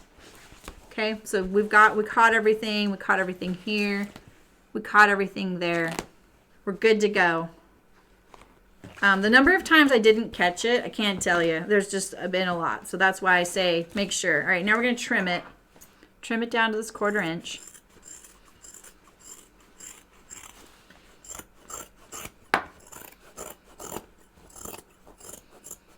And if anyone's thinking about making these bags in production, it's totally fine. I say that on a home-based scale, it's totally fine with me if you do that.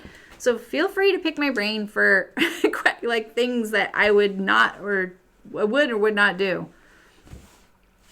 I've been through it. All right, so now we're going to fold our binding just past that edge. The classics thing, like I always went through phases of making one mistake for a while on a product, right? And like one of my phases was I was missing the fabric on the one side of the lining, just one side. And those were seconds. Those bags, I couldn't take those apart and go back. They were seconds. I went through a phase of forgetting the document pocket. Seconds. You're not going to go back and take apart the bag. And it's literally like Rayanne going, why do we have all these extra document pockets? And going, oh no, I forgot to attach those. You know? So you just don't want to get too far before you notice something that you don't really want to fix later on. All right, so now look at this. We have the beginning of our bag.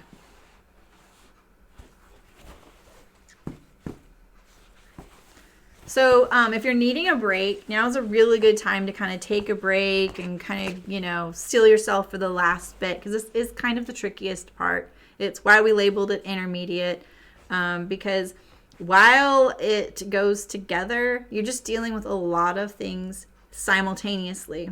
You're dealing with sewing with 3 layers of fabric on each piece. So that's 6 layers plus your binding, sometimes 7 because of the vinyl. You're dealing with fitting your end into this little space.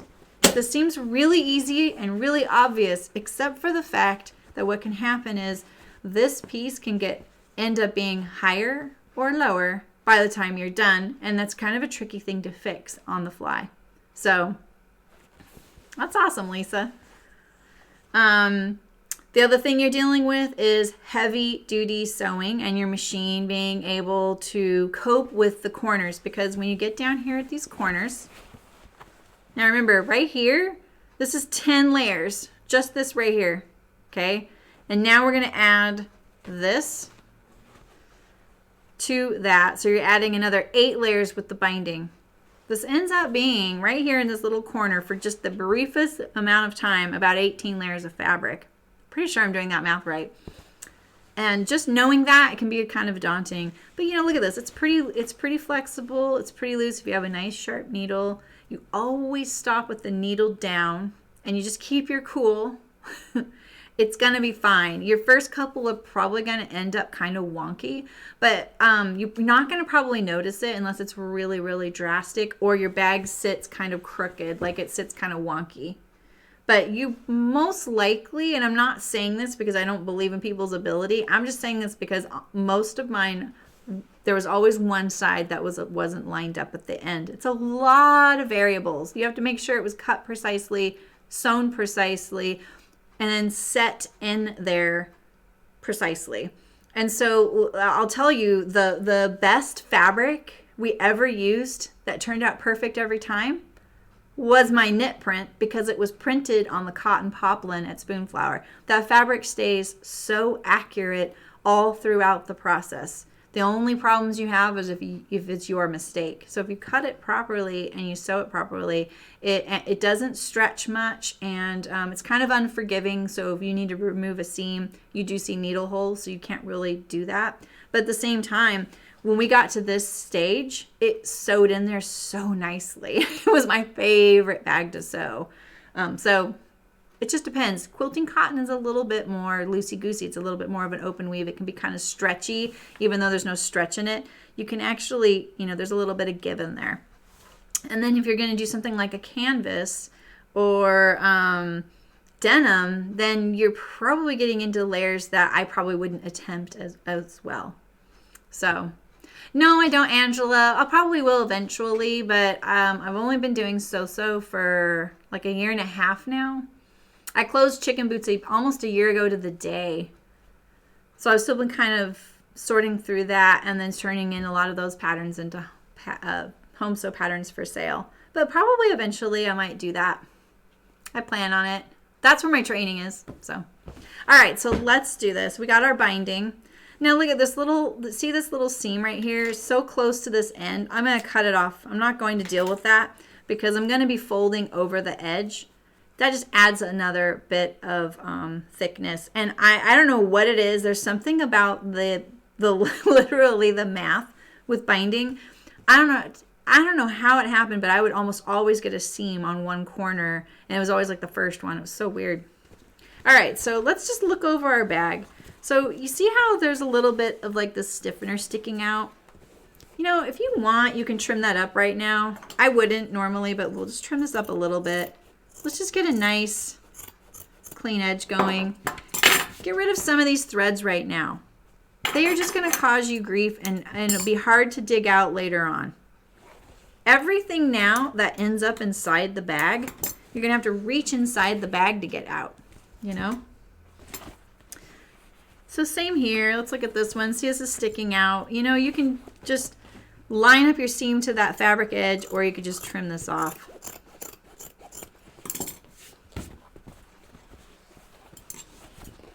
And same here. You don't have to. Just doing it so I can show you that it's okay.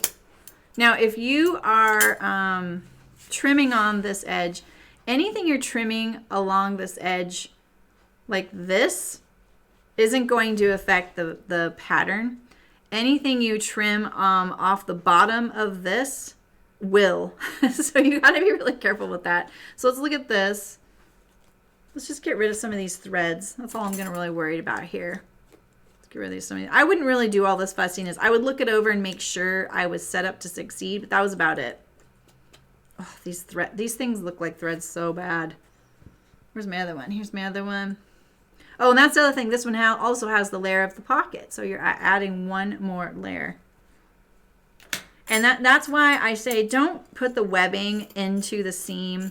And, you know, if you're going to start adding extra vinyl pockets and extra document pockets, just remember every layer you add, it builds up. If you're only adding layers that are going into the bottom seam, that's probably no big deal. You got that, you know. All right, so I have my tapered tailors all. I really love using this as a tool. We're going to stop needle down, and we're going to get going. You can put either end on either side. It doesn't matter. I think we always did, I think it was this one on this end. I don't remember. I'm starting to forget things. Okay, so here we're going to start. Now, I know one of the testers sewed this the opposite way, where they sewed from the outside of the bag first to the inside. You can do that. The reason I do it this way was probably because so the difference is, I feel like this is very subtle for some folks, especially if you're not sewing it. So you can sew this from the side with the end facing up, or you can do it with your bag facing up, right? So the way I do it is I start with the end facing up, and then the binding goes to the outside of the bag.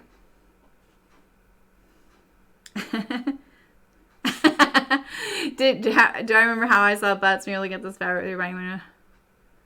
I know. No, you do. I kind of did that on purpose. On this one, I did this on purpose because she's really into this gal, and she said, I just want you to focus on the gal with the butt. And so I thought that would be, she would love, this is her sense of humor. These hearts look like butts to me. I kind of went with this because I like this little motif going down here. I'm not a big fan of shoes. I do not like pictures of shoes.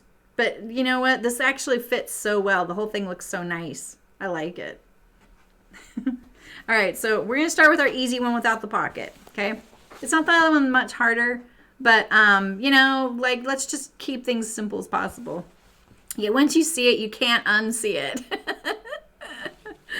Okay, so we'll also start on the side that is more open, all right? This side's easier to sew than this side because of the divider.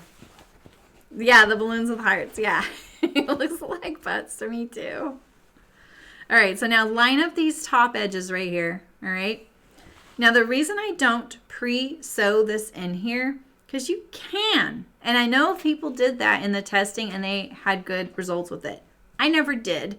And that's because what would happen is when I went to put the binding on later, that first seam that I tacked the end in with would drift out, would be like outside of my binding seam, and I didn't want to have to remove it. You can't just tack this in here not at the seam allowance. You'd have to do it at the seam allowance, otherwise you're going to start setting yourself up to fail, because if you don't set this in at the seam allowance, this side will end up becoming too big or too small, right? So I just do it all in one. I don't pin and I don't use clover clips. All right, so we lined up our edges here. Here we go. Here's the whole bag, right? We've got our end. Put your binding over this edge and fold it over, just like this, as tight as you can. And get it under the machine. Don't worry about anything else right now. Just get it under the machine. Sew a little bit. And now take a break for a second and just marvel at what you're about to do, because it's going to be fine. You're going to smash your bag down. You can really push this back. Just peel it back and smash it. As long as you're not pulling on this right here, which that's pretty much the only weak point I think of at this point, you're going to be okay. As long as you back stitched right here when you sewed your bottom to the bag, otherwise you might start pulling apart this seam. So those are the things you need to think about. All right, we're going to seriously bag smash here. We've lined up this edge. Got our binding. I'm going to gently pull the binding a little bit. Now we're just going for it. And my bag likes to get hung up on the bed of my machine. It's really annoying. All right, now when you get towards the bottom, push this seam toward you, toward the bottom of the bag, all right?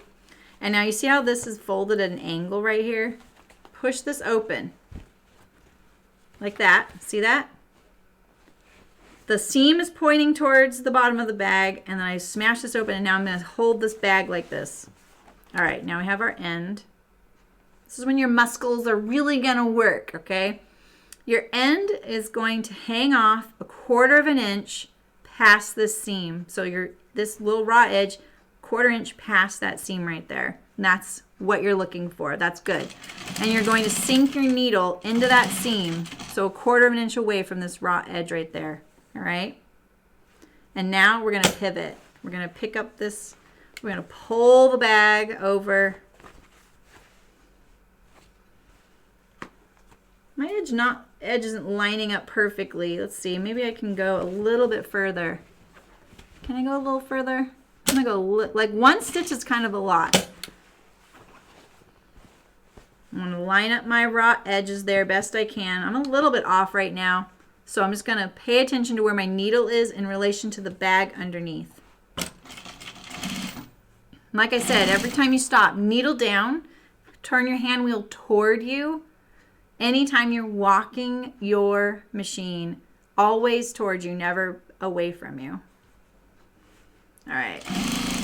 So here we are. We're coming to this corner again. Now we're going to do the same thing, but in reverse. We're going to push this seam toward the bottom of the bag, so away from you right now, like this, and it kind of makes the whole bag flop over. Push that seam open down there. You really want it open so that it's nice and flat right there. Mash the bag down like that. So see, here we go. And this little edge, 1/4 of an inch past this fold line right here. And you're going to sink your needle into that seam of the bottom of the bag right there. And now you're going to pivot. Same thing. Lift your presser foot up, pivot, pull the bag to the side here, and line up these raw edges. Just like that. I'm trying to pivot so you can see. Mash your bag down. I'm mashing. Really? All right, now same thing. You're going to pull your binding over. And make sure, like, this little edge right here, it right at the corner up there, it wants to kind of flip in on itself. Just kind of smooth it away. Make sure you don't slam your fingers with the presser foot or anything like that. Just smooth it out and keep going.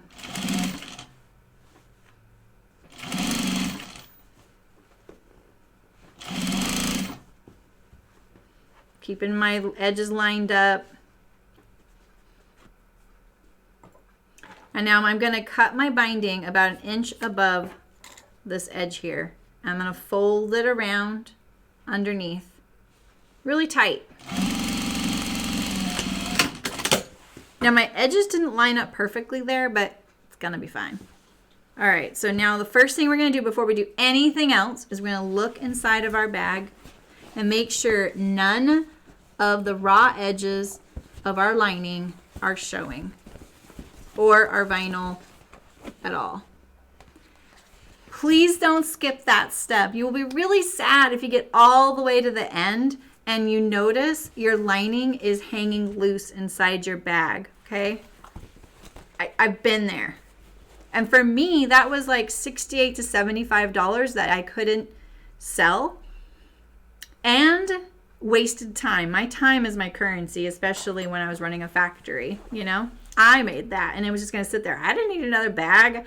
And you know, my friends all have my bags. I didn't need to just make bags to give away. And if I had, I would probably make them a custom bag in a fabric I knew would speak to them. So some people, they're like, oh, I have another bag. You can sell it as a second. Trust me, it's all money. So, all right, so now we're going to trim this. Look at all this. I got a little bit off, and that's because I was trying to keep this lined up in other ways.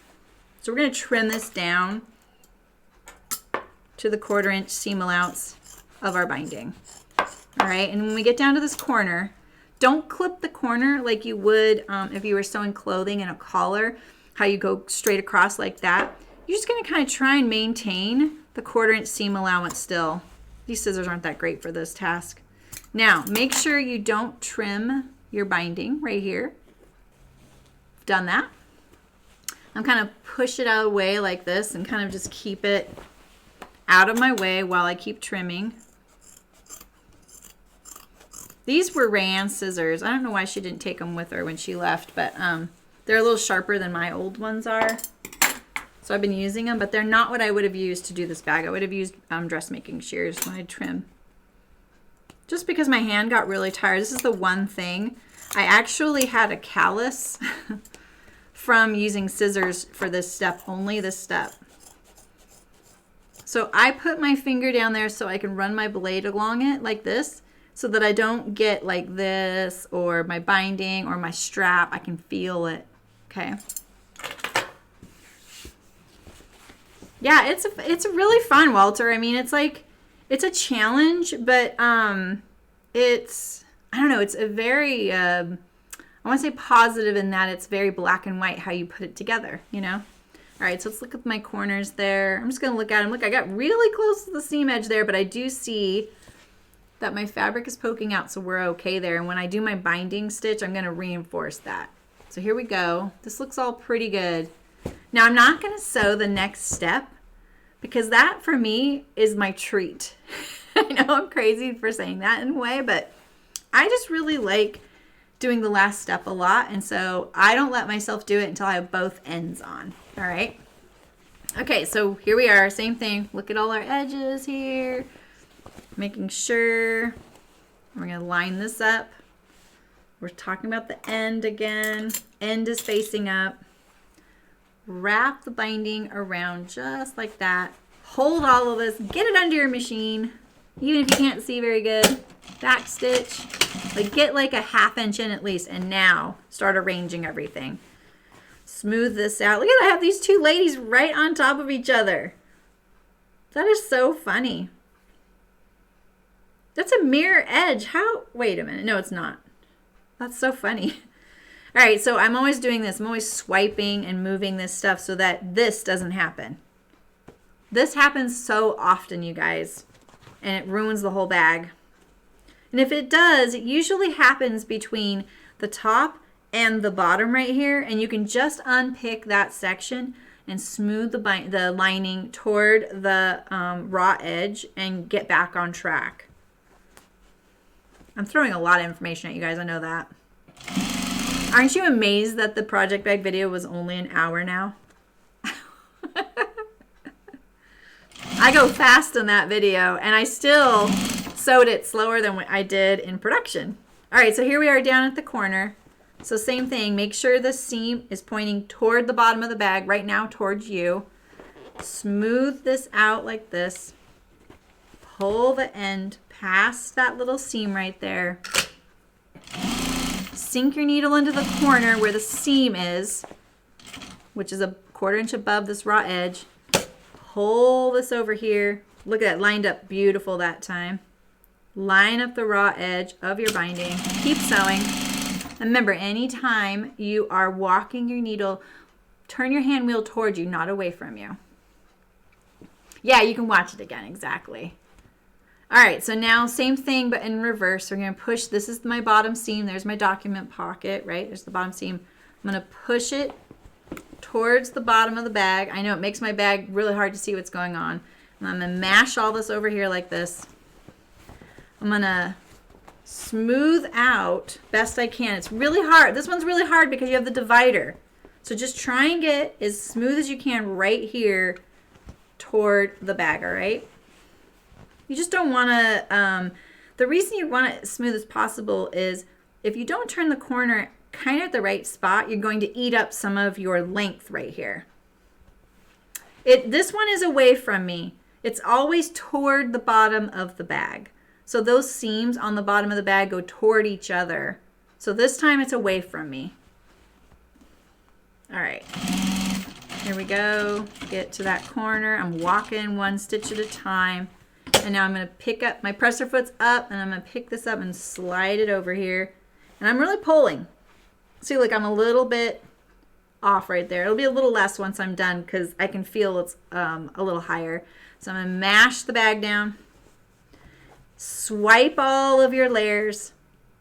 Oh, I'm so itchy. Swipe all your layers. Look at this one right here. It really wants to sneak in there, and I'm not going to let it. Funnily, if I forgot the label, that was another thing that turned a bag into a second.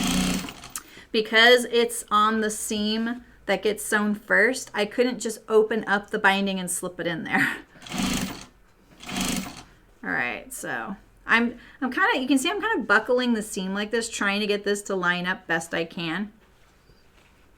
And one of the things I didn't talk about, let me pause for a second.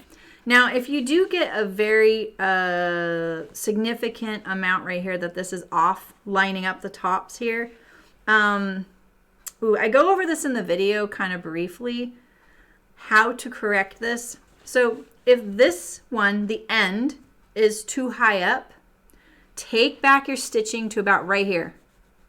Don't mess around with your corner yet, and don't go to the corner. Leave about an inch there. If you go to the corner, you're going to have to sew through that corner again. You're going to have to start over here. So leave about an inch right here, okay? So take it back to there. And now when you pivot this to line up here, pull that edge, this edge right here, just a little bit more past the bottom of the bag, whatever the amount was off right here. And if you have the opposite issue where this is too short, like it's lining up like, say it's like that, really bad, you probably are going to have a lot of time, really hard time fixing this. But if you're like in the 1/4 inch range, you can correct it for the most part, and you're not going to negatively affect the overall plumpness of the bag. But you're going to do the opposite. So you're going to take back your seam all the way to about right here. You guys, this took me years to figure out, by the way. Not years, but it took me a long time to get really good at countering this. So if you have this issue, don't worry about it. Like, this is really common. Like, doing 3-dimensional things is really hard because you're affecting so many things at one time, right? This is why you don't see bags like this on the market. So take your stitching all the way here. Like I said, just go to about right here. You can kind of correct it in this amount of space. So now when you pull this piece to line up here, go a little shy of that edge. So you're going to kind of pull this end so that it's maybe the edge is lining up to where the stitch line is right here on this bag. And then you're going to stitch on this piece the normal seam allowance, which is a little bit further in on the bag on the other one. But when you pivot, you'll be pivoting to where that this will end up lining up on this long edge. Hi, Mary Alice, how's it going? It'll be uploaded and you can see it again. I'm going in excruciating detail, so that at least then you can fast forward if you're kind of not into some of it or you don't need it, you know? We're on the home stretch. We're on the last step right now. All right, so I got a little too close to the end here, but that's okay. We can still fix this. I'm going to cut that binding 1 inch past the end, pull it back there. And if you're having trouble getting it in there, use your awl or a pin or something, grab the tail, kind of pull it away from you. I did that more often than not. Okay, so now what's the first thing we're gonna do? We're gonna look inside and make sure we caught all of our layers. First thing, before we do anything else, don't trim anything. Don't look at anything else. Make sure you caught all of your layers on the inside. Yeah, I know, Mary Alice, but you know what? I know you got this. I know you can do it. I have a lot of tips at the beginning on how I sew binding, and this part is really tricky. So if you're tuning in for this part, don't let this discourage you from trying the bag, because this is kind of the like final thing that kind of challenges all of us. All right, so here we go. I'm going to trim my seam allowance. Look at how far off I am right there. And that's mainly because I lined up this piece mostly to this edge here. And you can see how much shy I am right here. Can you see that? So that is what I was using as my guide for my 1/4 inch. I just know what I can get away with. And this takes a little practice figuring out what you can get away with and what you shouldn't do, you know? All right, so same thing. Don't just clip the corner off. If you've done that, it's okay. Don't sweat it. But your binding is going to be a little bit harder to do on the next step because you don't have anything pushing against the binding. It's like empty in there. All right, and see, this is my bottom kind of hanging down here. This is why I always protect the bag with my hand when I'm trimming. Really easy for that to slip under your scissors, and then the bag's a second. Does not take much for this bag to kind of go to poo really quick.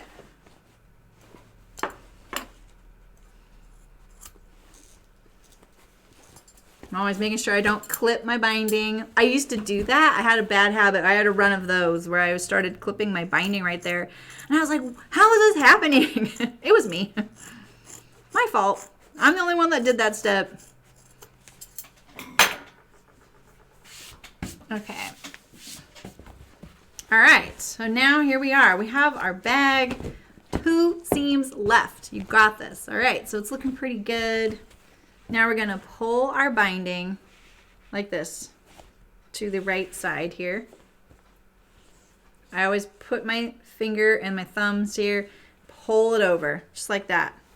You're gonna do the same thing with your tops right here. Pull it over. And same thing with these tops too, all right? And now we're ready.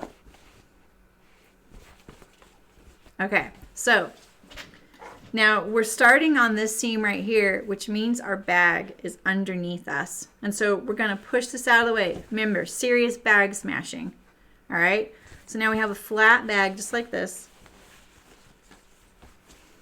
And we're only focused on this edge. Now, those of you using a home machine, Penny, I wish. Now you're probably going to come up with any griping from your machine. This is probably when it's going to start happening, because it's kind of the time when you're going to be focused on really getting that finishing edge looking really nice, and your machine's going to be like, but wait, I don't want to sew this. You know, it's going to start whining at you a little bit, especially in these corners. But you got your hand wheel. You can just walk it 1 stitch at a time when it gets really dicey. All right. Okay. So now here is our top, right? This is my nifty little envelope style folding edge that I would do to kind of make it look nice and neat. You don't have to do that. I'll tell you why. If you fold it, just fold it and fold it like this. That's the logical thing to do. I used to do that.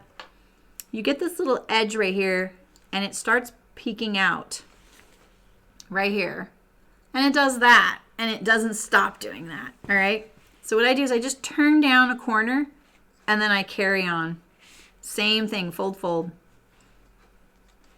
So turn down this corner to the raw edge of your seam right here. Just nestle it in there. And then now you're gonna fold this edge twice.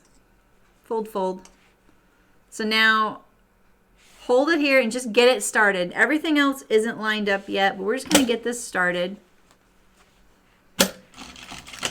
Back stitch, stop with your needle down, and now we're going to arrange. So look at my bag is still really flat. You see that? That's my bottom. The end is flat on the table right now. I am the boss of this bag, and I want it to know that. All right, so now we're gonna start turning under this binding edge, just like this. We're gonna use our awl and we're gonna pull the binding just past that stitch line. Now see, my little tail of binding is kind of poking out right here. So I'm gonna smooth it in there, make sure this covers that up, just like that. You might even be able to hear it in my machine. It's noticing that I just added 2 more layers, right? Because I just folded the binding over on top of it.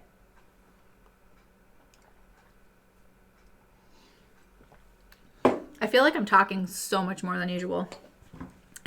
Okay, so now we're just going to go along and fold our binding just past that seam. Now this is the only step of our binding where you will see the other side of your binding, but it's really not that noticeable. I know it seems kind of crazy to say that. This is the finished bag. This is the edge I'm folding right here and sewing on. This is the end. Let me see if I can. This one might be easier to see because it's light. So this is this part I'm stitching right now. And this is the end. You just don't look at it. I don't know why. You don't really look at any of it. You will, but no one else will. Okay? All right, so here we are. Let's go. I can feel my label under there. It's a little thick. I was like, what is that? It's my label. All right, so now stop about 2 inches away from the corner and now start arranging this. Fold it the way you want it. It'll stay like that. There's enough tension there. Just keep stitching there. I'm going to push this a little bit out of the way, kind of get it more perpendicular to the seam. Put that fold over there like that, and I'm going to go slow. This machine doesn't like thicknesses like my old one did. Get to that corner, just like this. And now I'm going to stop with the needle down, lift my presser foot up, and I'm going to arrange things. Same thing. I'm going to smash the bag down, just like this. Okay, and I'm keeping that binding folded. Now is the time when you might want to be hand stitching with your hand wheel, 1 stitch at a time. Does that make sense?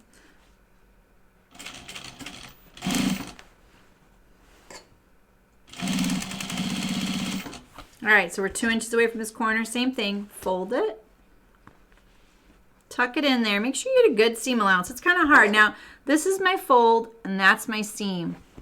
That's kind of far away, but the bias is stretchy. I'm going to be able to pull it over with my awl. All right? So I kind of mash this all down just like this. Make sure it's folded under there with my awl. Pull it over.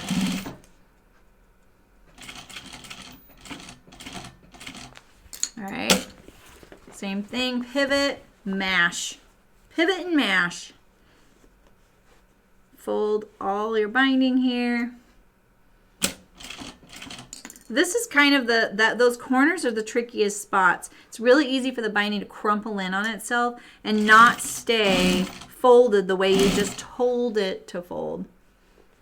I am very rough with the bag. It's the one thing I really stress in the video is that you really can smash the bag and it will not hurt it. And I actually thought the waxed canvas bag would be the first time that you would see kind of the wear and tear of me mashing the bag, and you don't. And I don't know if it's just this brand of waxed canvas or not. I'm getting another piece from another company to see if I can kind of really put it to the test. So, all right, so now we're at this corner, the last corner, and we're going to do my folding technique again. But we're going to do it the opposite, like away from us, right? So get this nice and flat, like that. Let's just put the camera way down here for you. So get this nice and flat like that. You're going to fold this corner down. I kind of push it down right there so that it's nice and lined up, all this here. Fold that corner down into there, just gently. And now fold this long edge and fold the long edge.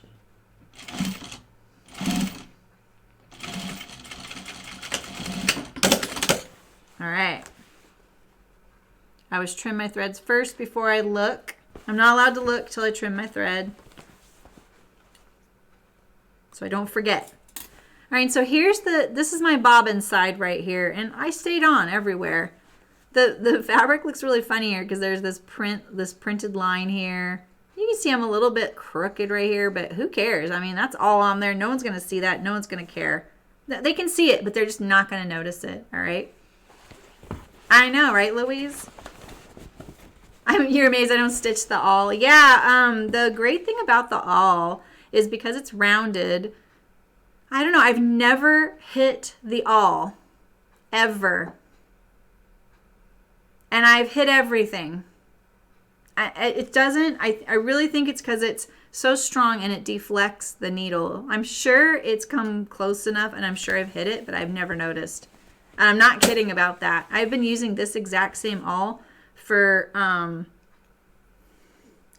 11 years as Chicken Boots and longer than that. I've probably had it for 20 years at least. So, yeah, right, Cecilia? I know. Who knew, right? Okay, we're going to do it one more time. But this looks pretty good. Except for the threads that don't look like threads and the threads that aren't threads like that. Not thread, not thread, not a thread, not a thread. That would drive me crazy. Okay, so push this out under, right? So make it nice and flat. Just like that. Smash. It's a good way to take your frustration out on this, right? Okay, pull. And you're going to fold the corner down. And then now you're just going to fold your edge like you normally do. Just like that. I'm going to hold it with my awl to where I get there. Back stitch. And now I'm going to arrange it. So I'm going to pull my corner. Thought I had already done that. I did it on the other side. And if you want, you can even fold this right now. Because it will stay. There's just enough tension that it will. One of the testers used a linen binding and she had a lot of trouble with it. And when I saw she did that, I was like, you are a braver soul than I. I wouldn't use linen binding. Linen binding is not stable enough. I would definitely use something that is quilting cotton, poplin, anything like that. A really, really lightweight binding. While it'll be easier to deal with the thickness issues, the problem with really lightweight binding, and I use plenty of it in Chicken Boots, so you can totally do it, is that you will probably get some torquing lines on your binding. It's a little harder to keep lined up as well. It's almost like it needs to be cut 1/8 of an inch narrower. That's what I would think. All right, so now we're gonna, and then look at, this doesn't even look wide enough to do. Look at that. But binding is stretchy, and we have our awl. I'm not sponsored by Clover, but seriously, you guys, this is really my key for sewing binding. I use the Clover tapered tailor's awl, not the tailor's awl, the tapered tailor's awl. All right. I know they sold them at Meisner's in Sacramento. Meisner's Sewing and Vacuum. Penny, is that right? Do they do vacuums? Meisner's Sewing Machine Center? I don't know if they do vacuums. My local store doesn't have them. They have the tailor's awl. The tailor's awl, you can try it. It's just very sharp. So what I do is I fold this just past the stitch line. Look at that. I'm a little crooked right there. I go just past the stitch line so that at least, even if I don't stitch it perfectly, at least my fold covers this stitching, right? So I fold past it, but then I at least stitch either on the line or to the right of it. If you sew to the left of the line, that's when your stitching is going to show outside of the binding on this side.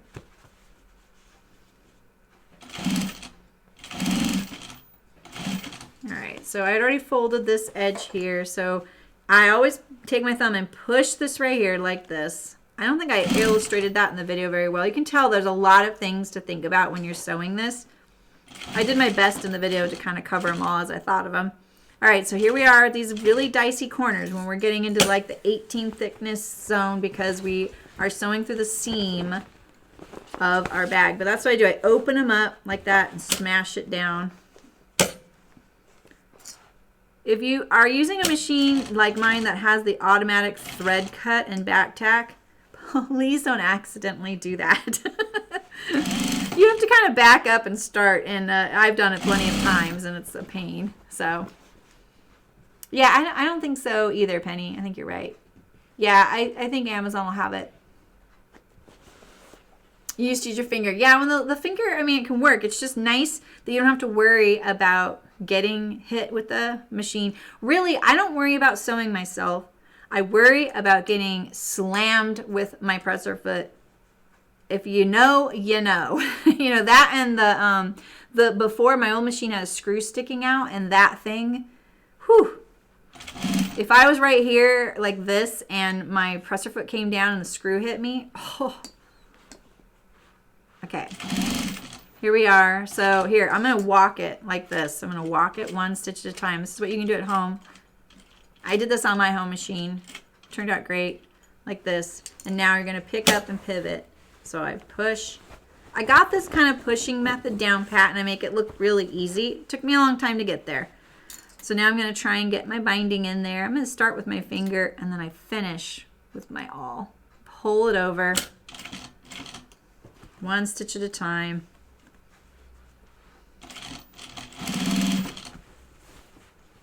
Let's make sure it's all flat. You're almost done. All right, same thing folding here. Fold it down right in the crook of that raw edge, and then fold it twice.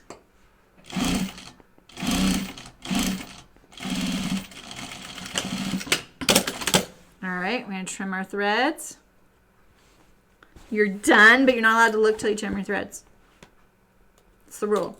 All right, let's see how I did on the wrong side. I never actually look at that. I've only started looking at that after I've been sewing these with other people. So even if I would have gotten off like right here in the corner, that was still fine. I would still sell that bag. No one ever complained about it. It wouldn't have bugged me if I'd gotten it. So, interesting, Lisa.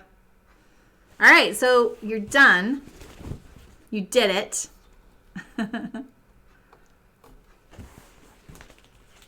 This is pretty cute. Look at the bag's kind of caved in right here. That'll be fine. It's from the mashing. So just push it open. Look at that. It didn't wrinkle the bag. You can, you might get a little bit of wrinkle. It totally goes away. If you have to iron your bag after sewing it, be really careful near your vinyl and your webbing. Use a press cloth or use steam. Don't touch the webbing or the vinyl with your iron, okay?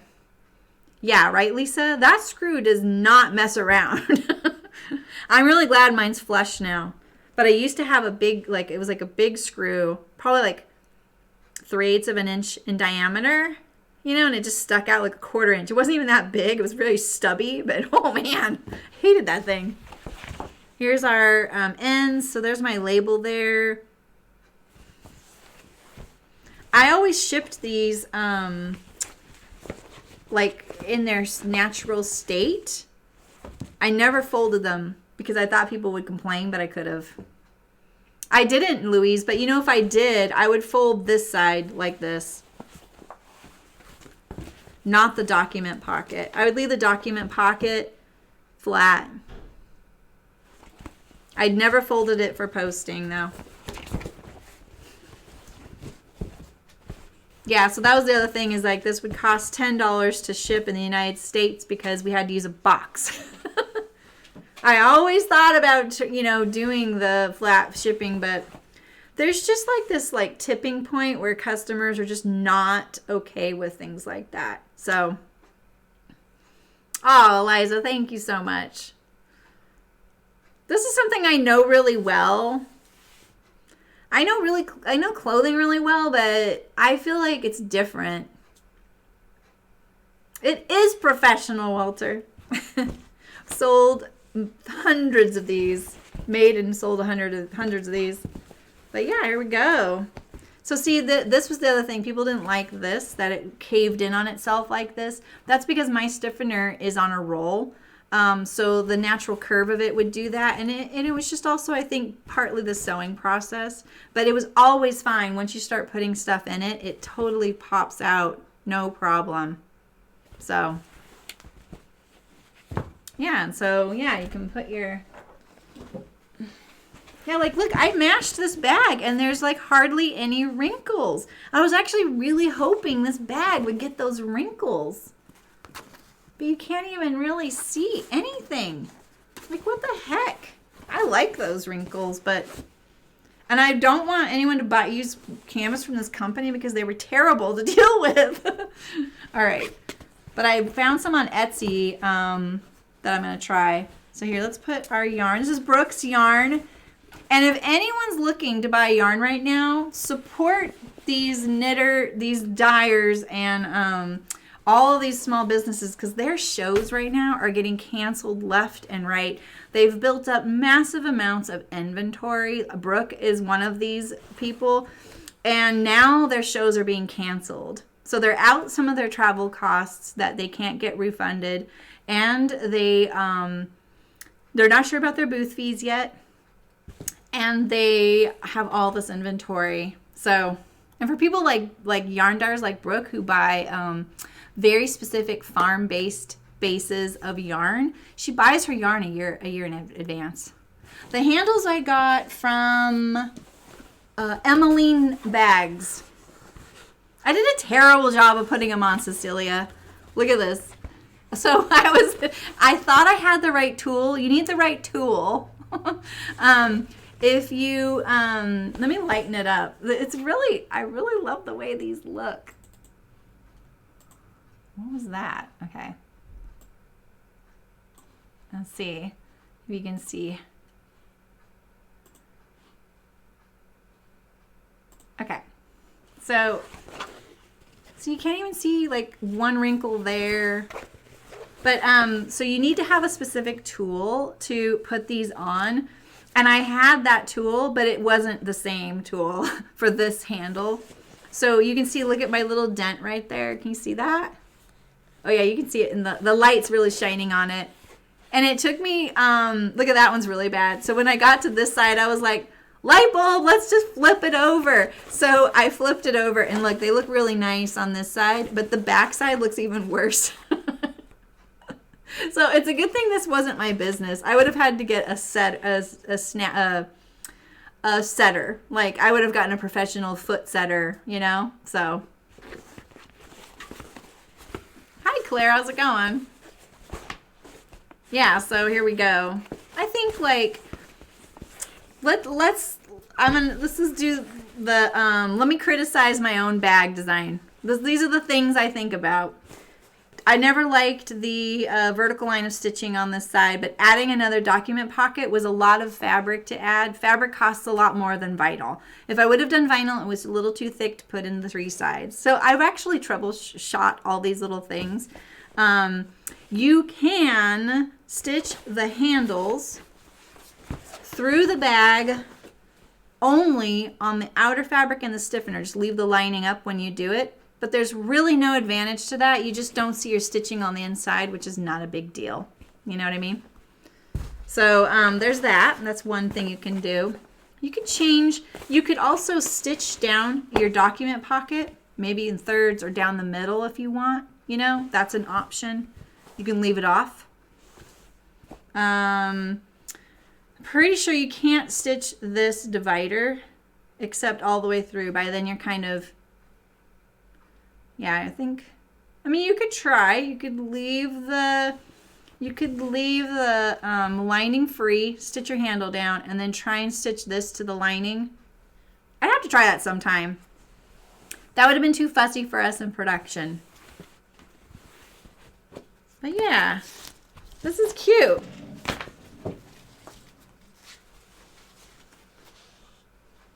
It's a good size. Fits a sweater project. And it's my first pattern I'm officially selling, so I'm pretty proud that that was the one people voted on, and that's what they wanted, even though it's quite an ambitious sewing project. Well, Mary Alice, you can do that, but the reason we called it a document pocket is people were putting their iPads in there, and it wasn't going so well for the pocket.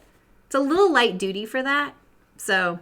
Yeah, the rivet press, exactly, Lisa. But it's not a rivet. It's different. Because rivets, you just need a hammer. Yeah. Yeah, Emmeline bags are in Canada. So that bag cost me a little bit. Between the Liberty, the wax cotton, and the handles. Yeah, exactly. The bottom hem on the small pocket.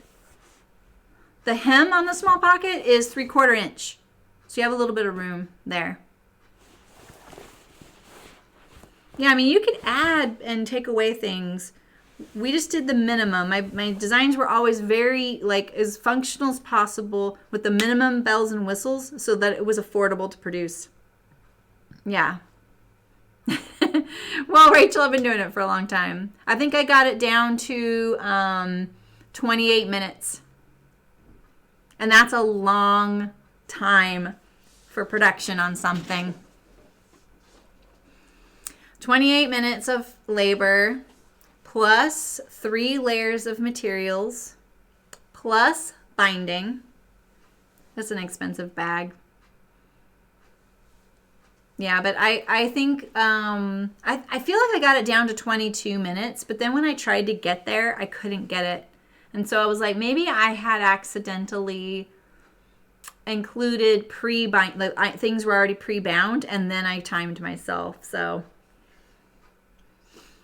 yeah, and that's kind of slow, you guys, for that much, because like labor, like I'm in California, so labor costs are minimum $25 at a factory.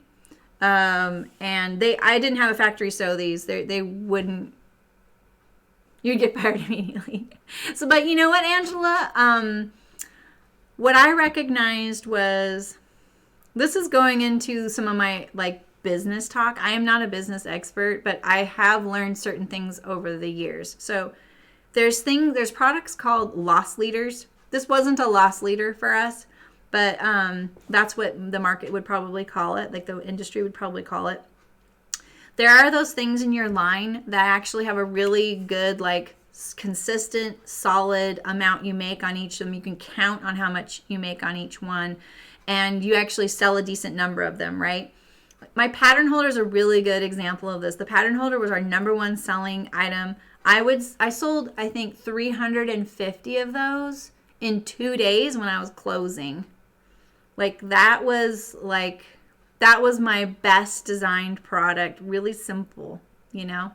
So that kind of product, it actually had a real margin on it. I didn't make a ton of money on it, but it actually had the proper setup, and I had gotten it really down pat. But it had a lot of expensive elements to it. It had 2 neodymium magnets in it. It had lots of fussy elastic bits to sew, binding, 3 pieces of stiffener. It was really complicated to sew.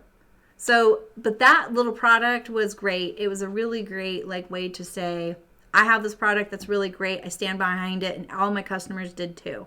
They would say at first, oh my gosh, $38 for that? That's so expensive. And then you'd have that customer, and I saw this over and over in our booth. They would say, yeah, you think that's expensive, but I went through 3 different pattern holders before I got this one, and now I'm buying a second because I like it. And that's the type of thing that people would learn. They're like, so it's really not that expensive, but it got expensive because I bought 3 other pattern holders before I bought this one, right?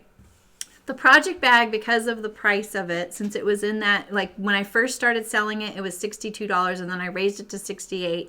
It only got to $75 when I had to use 100% Spoonflower fabrics, which were 3 times more expensive for us, right? So when we have this bag, it wasn't something we sold a ton of because of the price. People were like, oh gosh, that's just too much money. I can't spend that on a bag. But it was essential to have it in the line. It rounds out the line. It's a really great design. And the way I could be really flexible with it was eventually Rayanne and I figured out this perfect scenario. She would prep the bag all the way to the point before these got attached. So all I had to do was attach the ends. I could do that in 10 minutes.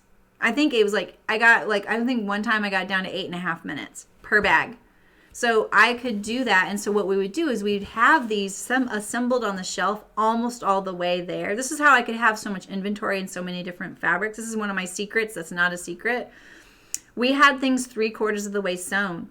And so the only time this really bit us in the butt is, say there was a power outage and we couldn't get into work, and so then our shipping would get delayed and we wouldn't have that time to like finish up a product. Or say I got sick or my daughter was sick and I had to stay home, and Rand's like, you have 3 things here that we need to finish up before we ship out, and she couldn't do them. So that was the only time it would bite us in the butt. But sometimes I would just be like, oh, you know, I'm going to be talking about knit print, so let's have a few knit print things finished on the shelf that are the ones that don't get finished all the way. Everything on the shelf got finished except project bags and pocket buckets. And that's the only 2 items that would sit there 3/4 of the way waiting for me to sew the ends on. That was the way we could handle having so many different fabrics in the line. And we still had hiccups with our inventory. That was our motto. Measure 3 times and then count 3 times and then count 3 times more and still doubt it. Because numbers lie to you all the time. So yeah, and then the pattern holders, I would just do these huge batches of them. I would sew about 125 for shows, and then sell out in both shows, like 125, no problem. I'd sell like 65 at a show of those. 65 of one item, you guys, is kind of a lot for a small maker, you know? So I sold 350 in those 2 days because that was it for chicken boots. And so that's why I sold so many that time. But it was my number 1 product, you know? And it's probably the only pattern I won't make as a home sewing pattern because I don't think a lot of people will get it. So just one of those weird things. So anyway, that is the thing, is like it may have taken that long to sew, but at the same time, it was my first products. That and the mini knitter, which was a needle case. So, but anyway, thanks for letting me talk a lot about chicken boots. And, you know, thanks for sewing one, you guys. And if you do, please tag it. I really want to see it. I'm going to tell you how amazing it is. I promise, because it is amazing. I know how hard this bag is to sew. It's still hard for me. But it just takes practice and just paying attention to what's happening to the other part of the bag when you're sewing that part, right? It really gets your mind going. It really stretches you as a sewist as well. I think it's really good skills. And you really appreciate the things you're buying as well. So make sure you tag it on Instagram, the SS project bag. Okay, I want to see it. All right, I really want to see it. So I hope that you will tag me on it because I really want to see it. And if you're sewing these and selling them, let me know. I'll totally help you out and try and promote you. You know, it would be really great for my old Chicken Boots customers to know where they can get these things. So don't be shy about it. Don't be afraid that I'll get weirded out that you're sewing and selling my stuff. I've never been like that. And I'm really open with sharing information. So bye, Angela. Thanks for coming. And I hope that if you're new to the live stream thing, that you'll join us sometime and think about sewing with us or just hanging out and knitting and doing whatever with us. Bring your kids, you know, it's a really chill time. Everyone's really great. And if you want to support me, I'm on Patreon, $5 a month or something like that, I think it is. And occasionally I give you discounts to my patterns and I upload free patterns. In fact, if you are a former Chicken Boots customer and you really want that boxy bag that I used to make in clear vinyl, the nesting box or the sock box or the project box, those are free pattern on Patreon. Thanks, Walter. Thanks, devoted wife. That's really nice of you. Thanks for saying something in chat too. I really appreciate it. So, and I'll continue to do that. So right now, if you missed it at the beginning, where did I do with those Notions cases?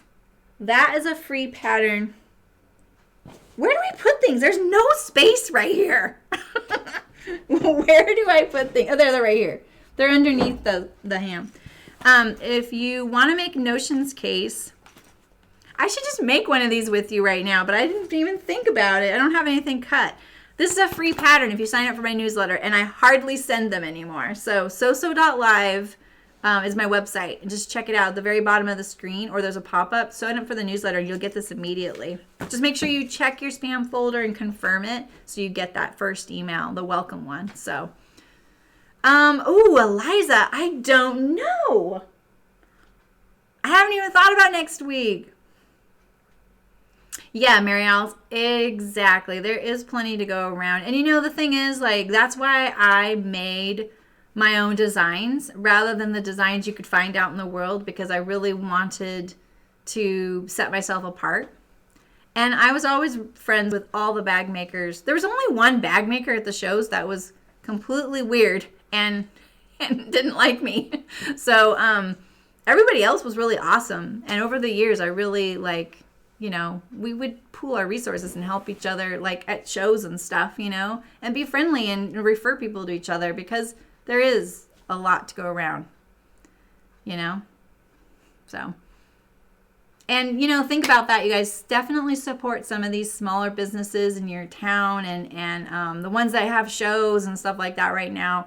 It is really tough. And I know it's really tough on those that aren't getting to go to work and make money. So take care of yourself. Offer your elderly neighbors a trip to the grocery store if you have them, or something like that right now. I'm not trying to tell you what to do, but it is kind of a good time to be aware of how some of the stuff trickles down to some of these folks that are barely making ends meet too. So, and if you need yarn, buy some from a yarn person right now, because they're all they're stocked up and all their shows are getting canceled. So, All right, well, thanks for coming, you guys, and letting me talk to you in excruciating detail about the project bag. You thought I was detailed during that 1-hour video. Now you know I have plenty to say about sewing one of these. So thanks for coming. Have a great weekend. Stay calm, stay clean, and continue to rock, Stay in those indoor sports and have fun crafting, and it'll all be fine. Hopefully. I'll let you know what I'm sewing next week. Maybe I should just take the week off, but I feel like all of us are home. We should definitely be sewing together, right? So I'll figure something out. I'm looking over there. We'll see what I have. I have my jammy top, the Caroline pajama top, cut out still. 2 boxy bags. My Tamarack vest. The 2 poof bags for the insides of my poofs. And a mini quilt. Bye, Walter. Oh, I'm so glad, Eliza. All right, you guys. Have a great weekend. And I will see you guys probably Wednesday at 2 p.m. Pacific. And thanks for coming. Have a great weekend. Bye.